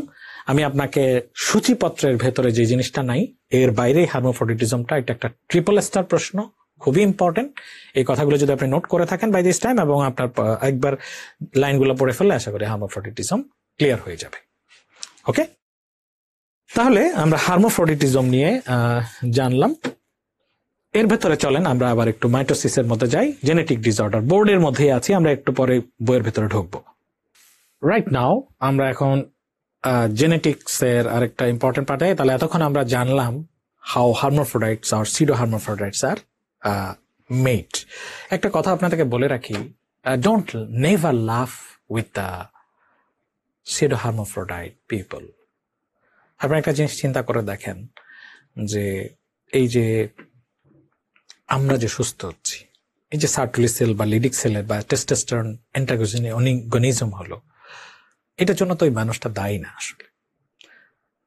তাহলে তার যে সিচুয়েশন, অথচ এই মানুষগুলোর মন আছে ভিতরে, তাদের একটা হার্ট আছে, দে ক্যান থিঙ্ক, তারা লজ্জা পায়, তারা অনুধাবন করে, বাট তাদের কিছু করার নেই। সৃষ্টির নিয়মেই তারা ঘুরে ঘুরে পথে বেরিয়ে তারা হচ্ছে উপার্জনগুলো করে, এবং কিছু অড অ্যাটিটিউড তারা করে। কিন্তু সিস্টেম বা রাষ্ট্র বা অথরিটি যদি তাদের জন্য এমন কোনো ব্যবস্থাপনা তৈরি করতো, কয়টা মানুষ, সো তাদের যথাযথ সামাজিক পুনর্বাসন আসলে দরকার। এবং এটার জন্য আমি মনে করি ডাক্তার হিসেবে আমাদেরও সচেতন, যেহেতু আমরা বিষয়টা মেকানিজমটা বুঝি, এটা নিয়ে আমাদের কাজ করা দরকার। তাহলে চলেন আমরা একটা কথা বলে ফেলি, সেটা হচ্ছে যে ডিউরিং সেল ডিভিশন, ওই যে প্রোফেজ, মেটাফেজিক, অ্যানাফেজ, টেলোফেজ, তাই না? বলেন তো এই মেটাফেজে কি হয়? আমি খুব বাংলায় বলার চেষ্টা করছি যে কোষগুলো হরাইজন্টালি থাকে। যখন সেল ডিভিশনের টাইম আসে তখন দুইটা সেন্ট্রিওল দুই দিকে চলে যায়, অ্যান্ড দ্য স্পিন্ডলস হ্যাভ মেট, এবং তাদের যে ক্রোমোজোম গুলো সেগুলো হরাইজন্টালি মেট, যখন হচ্ছে মেটাফেজ হয় তখন সজ্জিত হলো। এবং ডিউরিং অ্যানাফেজ কি হয়, this chromosomes are divided into two, এবং একটি উপরের দিকে চলে যায় এবং আরেকটা নিচের দিকে, সবগুলো, একটা না সবগুলো ডিভাইডেড হয়ে। এখন সাধারণত ডিভাইডেড হবে কি, লঙ্গিচুডিনালি কিন্তু ডিভাইডেড হয়, এইভাবে কিন্তু ডিভাইডেড হয়। আমি এই কথাটা বলার একটা কারণ আছে, একটু পরে কারণটা খুঁজে পাবেন। লঙ্গিচুডিনালি যদি ডিভাইডেড হয়, ধরে নিচ্ছি এই ক্রোমোজোমটার এই অংশটা কিন্তু নিচে যাবে আর এই অংশটা উপরে যাবে, ঠিক না? স্বাভাবিক তো এই হওয়ার কথা। আচ্ছা ধরেন এই ক্রোমোজোমটার এই যে নীল অংশটা, এদের কিন্তু উপরে যাওয়ার কথা।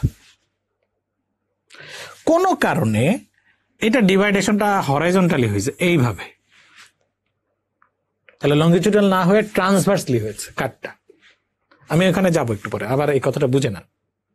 তাহলে যখন এটা ট্রান্সভার্সলি হবে, তাহলে এই সাদা এবং নীল অংশ নিচে কিন্তু যাওয়ার কথা ছিল দুইটা সাদা, আর দুইটা নীল যাওয়ার কথা ছিল উপরে। এখন যে ঘটনাটা ঘটলো ট্রান্সভার্সলি, সাদা নীল যাবে উপরে, এটা সাদা নীল যাবে নিচে, একটা ঝামেলা তৈরি হলো না? This is an structural problem. এই ঘটনাটাকে বলি আমরা আইসোক্রোমোজোম। যেখানে নর্মালি লঙ্গিচুডানালি ভাগ হওয়ার কথা, সেখানে ট্রান্সভার্সলি ভাগ হয়। যখন আমরা স্ট্রাকচারাল ক্রোমোজোমাল অ্যাবনর্মালিটিস পড়বো, তখন আপনি আইসোক্রোমোজোম নামে একটা শব্দ পাবেন, তখন যেন আপনার ব্রেনে এই ছবিটা কাজ করে।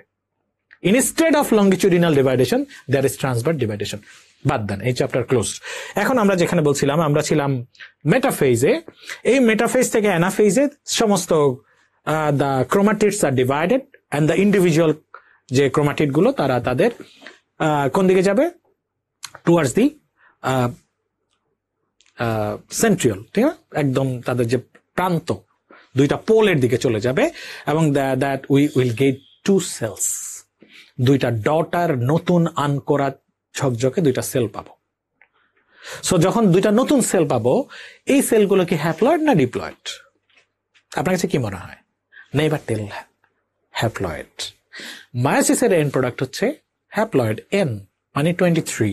মাইটোসিসের এন্ড প্রোডাক্ট অলওয়েজ ডিপ্লয়েড, তার মানে তার মধ্যে 23 জোড়া বা 46টা ক্রোমোজোম থাকবে। তার মানে এই কোষটার ভেতরে 46টা বা টুয়াইজ এন সংখ্যক ক্রোমোজোম কিন্তু আছে। তাহলে এন কে বলি আমরা হ্যাপ্লয়েড, টুয়াইজ এন কে বলি ডিপ্লয়েড, থ্রাইজ এন কে বলবো কি ট্রিপ্লয়েড, 4n কে বলবো কি টেট্রা বা কোয়াড্রিপ্লয়েড, হোয়াট এভার ইট ইস। কিন্তু if it is above twice N, সেটা 3, 4, 5, 6 what ever it is abnormal. যেহেতু এটা অ্যাবনর্মাল, 2, 3 এটা আমাদের বিষয় না। টুয়াইজ এন এর উপরে গেলেই আমরা তখন বলবো হচ্ছে পলিপ্লয়েডি। বডি থেকে পলিপ্লয়েডি হয়, yes, in abnormal condition. Molar প্রেগনেন্সিতে পলিপ্লয়েডি নেচারে সেল ডিভিশন হয়, অথবা একটা ভয়ানক cancer, aggressive cancer, malignant cancer, তার যে সেলগুলো যখন প্রলিফারেশন হতে থাকে, ডিভাইডেশন হতে থাকে, এই সময় ইট বিকামস কি দিস আর পলিপ্লয়েডি নেচারে তাদের ডিভাইডেশন হতে পারে, হতে থাকে। সো পলিপ্লয়েডে আমরা একটা কথা পেলাম। সো হ্যাপ্লয়েড ডিপ্লয়েড গেল। এখন এই যে ডিভিশনটা হইল, 2টা নতুন টুয়াইজেন সেল পেলাম, এমত অবস্থায় 3টা ঝামেলা হতে পারে। 3টা ঝামেলা কি? 3টা ঝামেলা আসেন। টুয়াইজেন মানে এর মধ্যে কয়টা ক্রোমোজোম? 46টা, মনে রাখেন। কিন্তু আমি এগুলো বলার কারণ হচ্ছে যাতে আপনি ছন্দপতন না পড়েন। এখন প্রথম যে ঘটনাটা, আমরা এই লাস্ট স্পিন্ডল নিয়ে ঘটছি। লাস্ট স্পিন্ডল নিয়ে আমাদের কথা। আমাদের এই স্পিন্ডলের ভেতরে প্রথম যে কথাটা, এই ভদ্রলোক তো এখানে যাচ্ছে, তার যে বন্ধুটা, এই বন্ধুটা এখান থেকে মাইনাস হয়ে গেছে।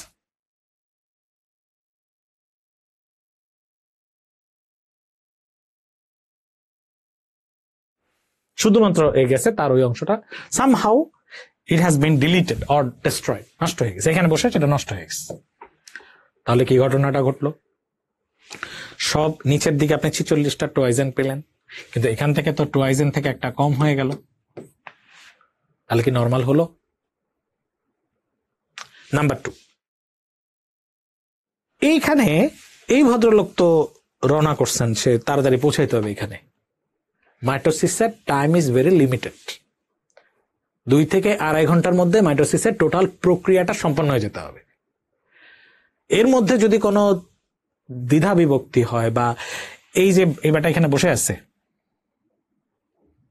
সে এত ঢিলা, সে এখানেই বসে রয়েছে, অথবা পৌঁছাইতে পারেনি। কত দূর যে সে যাবে সে পৌঁছাতে পারেনি। তাহলে ও পৌঁছে গিয়ে টুয়াইজেন ক্লোজ হয়ে গেছে, সেল বিকাম মেইন।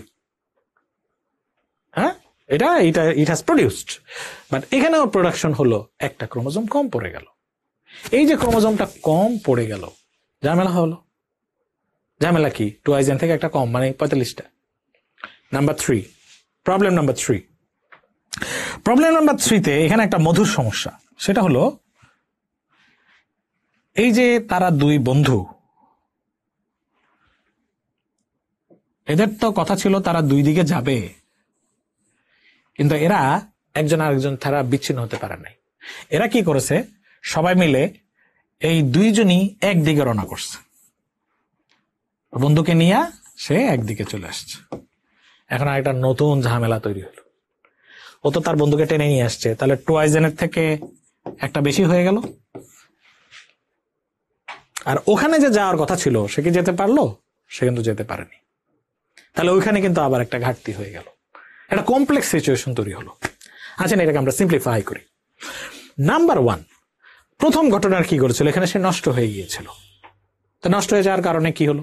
নষ্ট হয়ে গেছে, একটা কম পড়েছে। তাহলে এইখানে যে সেলটা, সেটা ছিল নর্মাল, ওটা হলো অ্যাবনর্মাল। ওটাই কিন্তু থেকে আবার নতুন সেল তৈরি হতে থাকবে, ও ডুপ্লিকেশন হবে। নাম্বার 2, এই বেটা প্রথমে এখানে ঢিলামি করছিল, তার যে বন্ধুটা, একজন চলে আসছিল, তার বন্ধুটা এখানে ঢিলামি করেছিল। কখন? During anaphase. তার কারণে কি তৈরি হলো? একটা কম পড়ে গেল। তাহলে অ্যানাফেজের সময় এই যে ঢিলামিটা, this is called anaphase lag. Anaphase ল্যাগের কারণে কি প্রবলেম হলো? তার একটা ক্রোমোজোম কম পড়েছে। এবার আসেন 3 নাম্বার। 3 নাম্বারে কথা ছিল যে 2 জন ভাগ হইবেন, ডিভাইড হইবেন, দুইজন দুই দিকে যাইবেন, তাহার কিন্তু যায় নাই, তারা একদিকে চলে আসছে। আসার সময় এখানে ঝামেলাটা হইলো একটা বেড়ে গেল, ওইখানে প্রবলেমটা হইলো এইখানে একটা কম পড়ে গেল। এখন এই যে ক্রোমোজোম নাম্বারের যে তারতম্য, আমরা তখন বলতেছিলাম এন ডি হ্যাপ্লয়েড ডিপ্লয়েড, তাহলে এই যে ক্রোমোজোম একটা দুইটা কম বেশি হচ্ছে, এটা কি পলিপ্লয়েডই বলা যাবে? নো, এটা তো থ্রাইজেন না, 4n না। দ্যাটস ওয়াই এই সিচুয়েশনটাকে সায়েন্টিস্টরা নাম দিলেন টুয়াইজ এন থেকে কম হওয়া, একটা হোক অথবা দুইটা হোক, অথবা টুয়াইজ এন থেকে সংখ্যা বেশি হওয়া, এইটাকে ওনারা নাম দিলেন অ্যানিউপ্লয়েডি। ঠিক আছে, অ্যানিউপ্লয়েডি, অ্যানিউপ্লয়েড। ঠিক আছে, তাহলে অ্যানিউপ্লয়েড মানে হলো টুয়াইজ এন থেকে কম বা বেশি হলে। যদি টুয়াইজ এন থেকে সংখ্যা বেড়ে যায়, এইটাকেই বলি হচ্ছে আমরা ট্রাইজমি। তাহলে ট্রাইজমি মিনস হলো টুয়াইজ এন থেকে যদি সংখ্যা বাড়ে। যদি টুয়াইজ এন থেকে সংখ্যা কমে যায়, কখনো সংখ্যা কম পড়ে, দিস ইজ কল মনোসমি। ক্লিয়ার? তাহলে ডিপ্লয়েড টুয়াইজেন, যদি টুয়াইজেনের সংখ্যা একটা বা দুইটা বা তিনটা হোয়াটএভার ইট ইজ, যদি সংখ্যা ক্রোমোজোম যুক্ত হয়, ক্রোমোজোম সংখ্যা বাড়ে, দিস ইজ কল ট্রাইজমি। যদি ক্রোমোজোম সংখ্যা কমে যায়, দিস ইজ কল মনোসমি। যেমন Down syndrome is a trisomy 21, তখন এই জন্য আমরা বলি যে ট্রাইজমি ডাউন সিনড্রোমের মানে কোথাও কিছু একটা বেশি আছে, কোথায়? 21 নম্বরে একটা এসে যুক্ত হয়েছে। টার্নার ইজ এ মনোসমি, তার মানে টার্নারের কোথাও কিছু একটা ঘাটতি হয়েছে, কম পড়েছে। আমি কি কথাটা বলতে পারি? All the trisomies and all the monosomies are belong to aneuploidy, তারা সবাই aneuploidy. It's true. All the examples of monosomy and all the examples of trisomy actually the examples of aneuploidy. এখন আপনাকে একটা কথা বলি, ওই যে ঘটনাটা, দ্বিতীয় ঘটনাটায় কি ঘটেছিল? ওই বেটা তার বন্ধুটা যাওয়ার কথা, তার আরেকজন বন্ধুর ঢিলামির কারণে, অ্যানাফেজের সময় তার যে ঢিলামি, অ্যানাফেজ ল্যাগ তার কারোর সময় কি হয়েছিল? এখন কিন্তু আপনি সব ট্রাইজমি আর মনোজমি বলবেন, অন্য টুয়াইজেন শুনবো না। আমাকে বলেন অ্যানাফেজ ল্যাগ হওয়ার কারণে বন্ধুটা যে ঢিলামি করে যেতে পারলো না, তাহলে ওইখানে কি সমস্যা তৈরি হয়েছিল? ট্রাইজমি আর মনোসমি? মনোসমি। তৃতীয় যে প্রবলেম, কথা ছিল দুইজন ভাগ হইবেন, ডিসজাঙ্ক্ট হইবেন, আলাদা হইবেন। না হতে পেরে আপনারা একসাথে একই দিকে যাওয়া শুরু করেছেন, একই জায়গায় গিয়েছেন, গিয়ে ওখানে ঝামেলাটা তৈরি করেছেন, সংখ্যা বেড়ে গিয়েছে। কি হয়েছে? Trisomy. Failure of separation, it is called non disjunction. Failure of separation of two sister chromatid, it is called non disjunction. এবং এটার কারণে যাহা তৈরি হচ্ছে, দিস ইজ কল্ড ট্রাইজমি। শুধু কি ট্রাইজমি তৈরি হয়েছে? নো, ওই যে উপরে দেখেন, ওখানে কিন্তু আবার মনোসমি তৈরি হয়েছে। সো আপনার প্রতি আমার প্রশ্ন, আমাকে বলেন trisomy may be associated with non disjunction. True.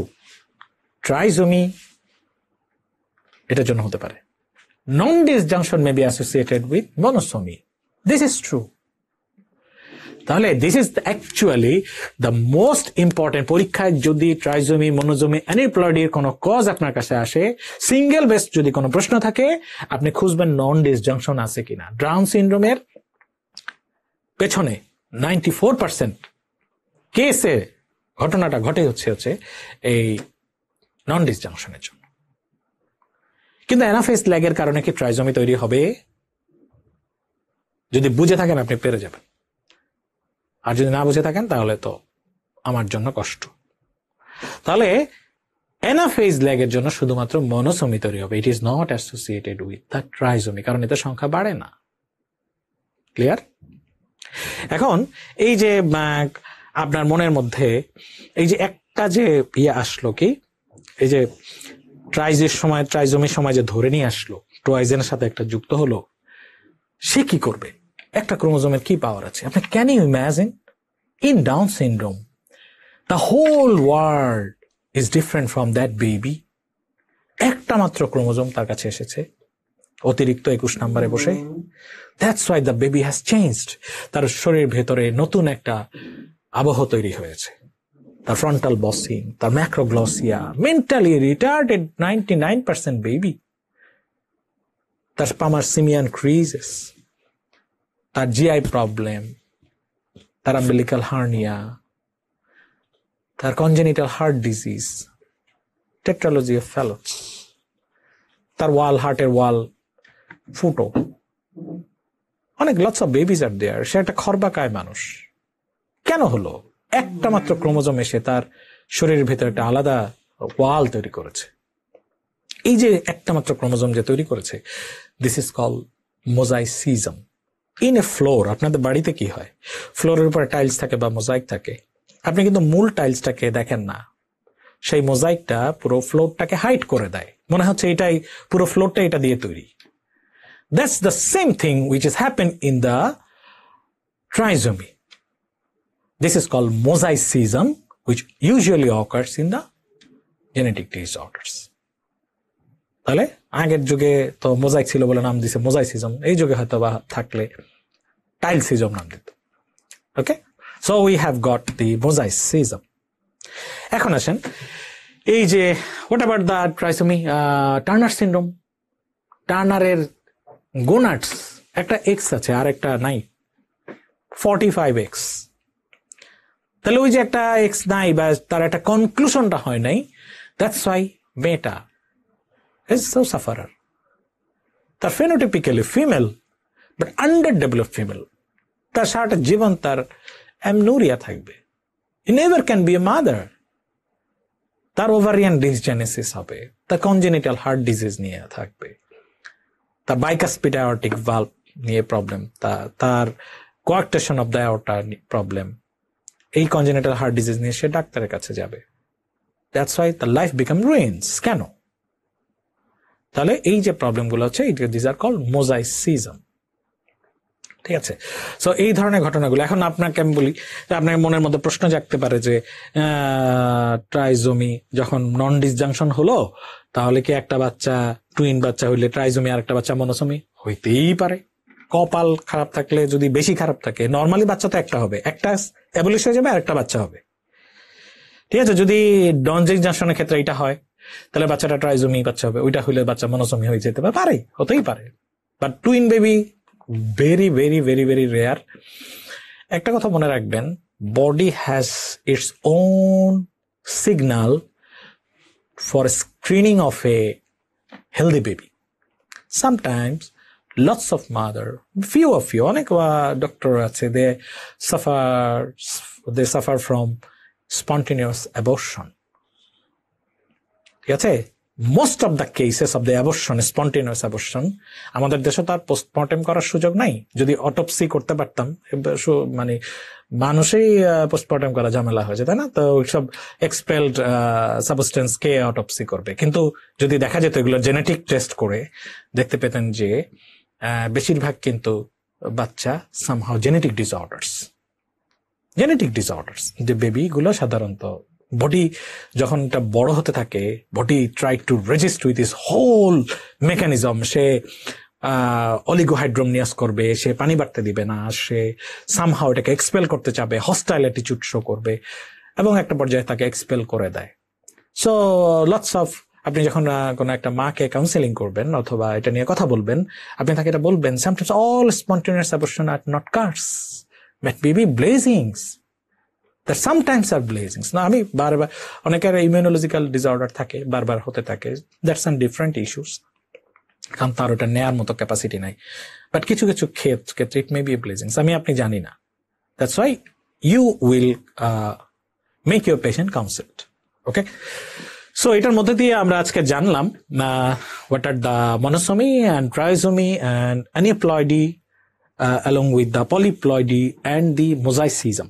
Okay, mosaicism, non-disjunction, failure of separation, okay, of two sister chromatids. These are very important terms. Genetics এর পাতায় পাতায় আপনার এই কথাগুলো আসবে। সো এই কথাগুলো ইম্পর্টেন্ট পরীক্ষার সময়। আরেকটি জিনিস বুঝে তখন আমরা ঢুকবো। সো আমরা এখন একটু স্লাইডে যাই।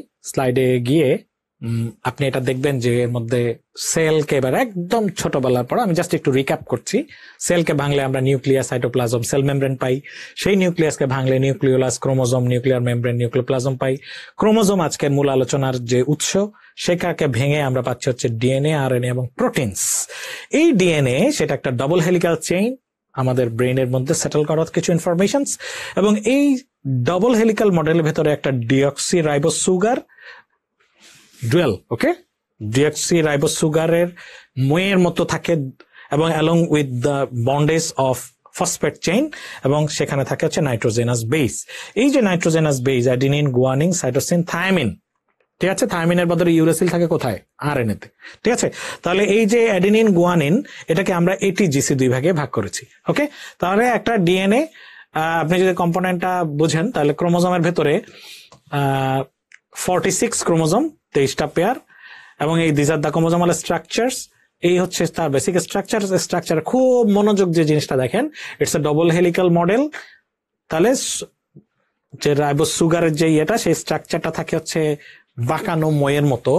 এখানকার এই যে ফসফেট চেইন, প্রত্যেকটা ডি এর সাথে দেখেন, খেয়াল করেন, ডি এর সাথে নাইট্রোজেনাস বেস গুলা connected, AT, CG, GC, GC, okay, CG, এভাবে। কার সাথে? Not with the phosphate chain, ডিঅক্সির সাথে। আরেকটা জিনিস খেয়াল রাখবেন, এ সবসময় টি এর সাথে থাকবে, এ কখনো বা টি কখনো জিসির সাথে যাবে না, ওদের এটি, টি এ, জিসি, সিজি, ওকে। তাহলে এই তথ্যটা আছে এখান থেকে আমরা নিচ্ছি। এইভাবে একটা বিশাল বাঁকানো রেল লাইন, ওকে। সো এরকম হিউজ ডিএনএ নিয়ে একটা ক্রোমোজোম, অথবা ক্রোমোজোমকে আপনি ভাঙতে থাকলে জাস্ট লাইক দিস, এরকম একটা structure, this is the DNA, এবং এই ডিএনএ সব মিলিয়ে ধরেন একটা ক্রোমোজোম।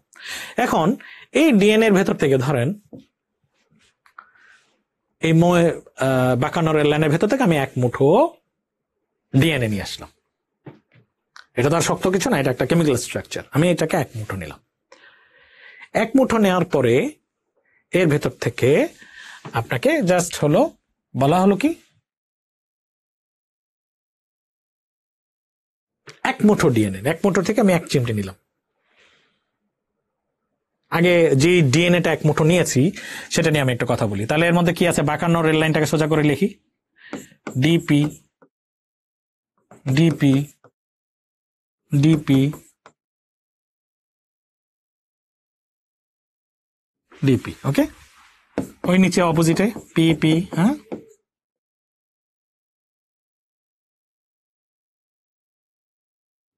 এক মুঠো ডিএনএ আমি আঁকার চেষ্টা করছি। তাহলে এটার সাথে আপনার যা খুশি করেন, টিএ, এটা হচ্ছে এটার সাথে না, জিসি, সিজি, এটি, কার সাথে? ডিঅক্সির সাথে, সিজি বা জিসি, টিএ, এক মুঠো ডিএনএ। এখন বলা হলো এই এক মুঠো থেকে আপনি এক চিমটি, এই জায়গা থেকে এক চিমটি নিয়ে ফেলেন, 3টা। সো এক চিমটির ভেতরে ধরা পড়লো কে কে? ধরা পড়লো, আমি খুলে দেখি, ধরা পড়েছে এই বেটা, এই বেটা, এই বেটা, 3টা আপনার ধরা পড়েছে। এই এক চিমটি ডিএনএ, এই এক চিমটির ভেতরে 3টা deoxy ribose along with its nitrogenous base,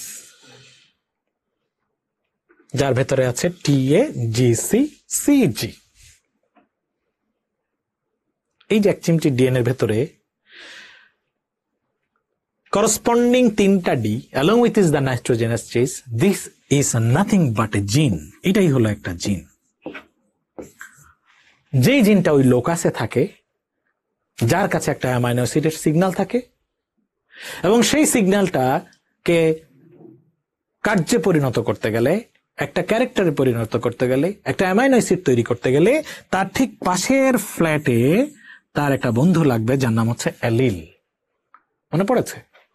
আশা করছি আপনারা ভুলেন নাই। তাহলে এই আরেকটা জিন লাগবে, একজন আরেকজনের অ্যালিল, দুজন মিলে একটা কম্পোনেন্ট তৈরি করবে। এটা কোথায়? সেই যে অ্যাপার্টমেন্টের 90 তলাতে বসে।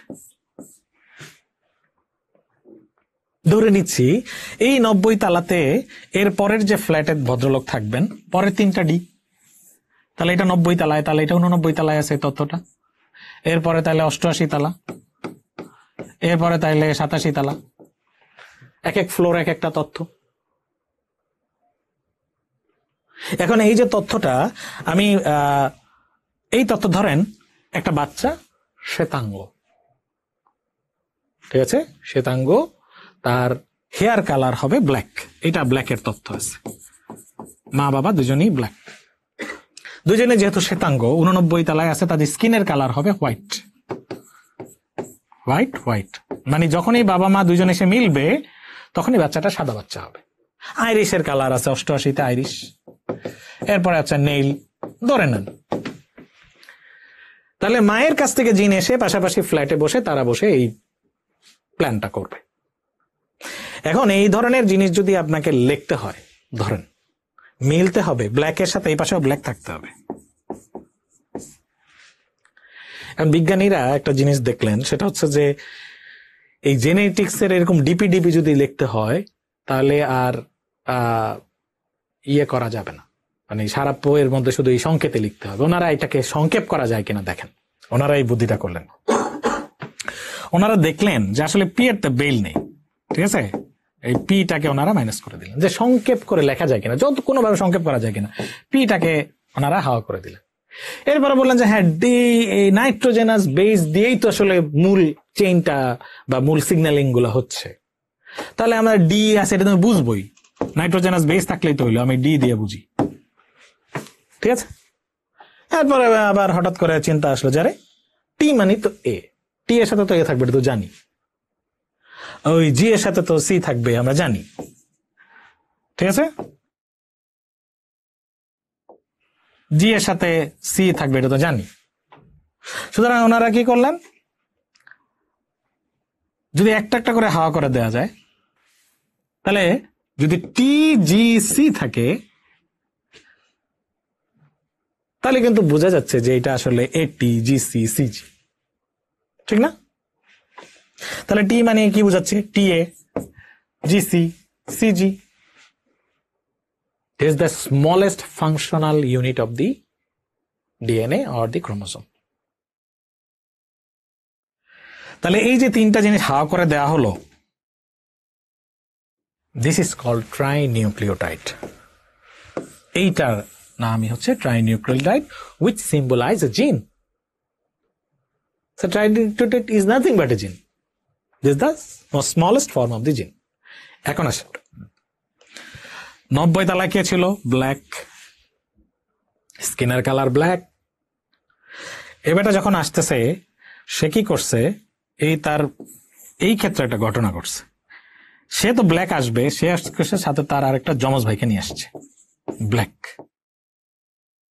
ক্লোন নিয়ে আসছে সাথে করে আসার সময়। যখন এসে ক্লোন নিয়ে আসছে, এখন নিজে তো তার 90 তলাতে গেছে, সে তার ভাইকে বলবে তাড়াতাড়ি 89 তলা এখন ফাঁকা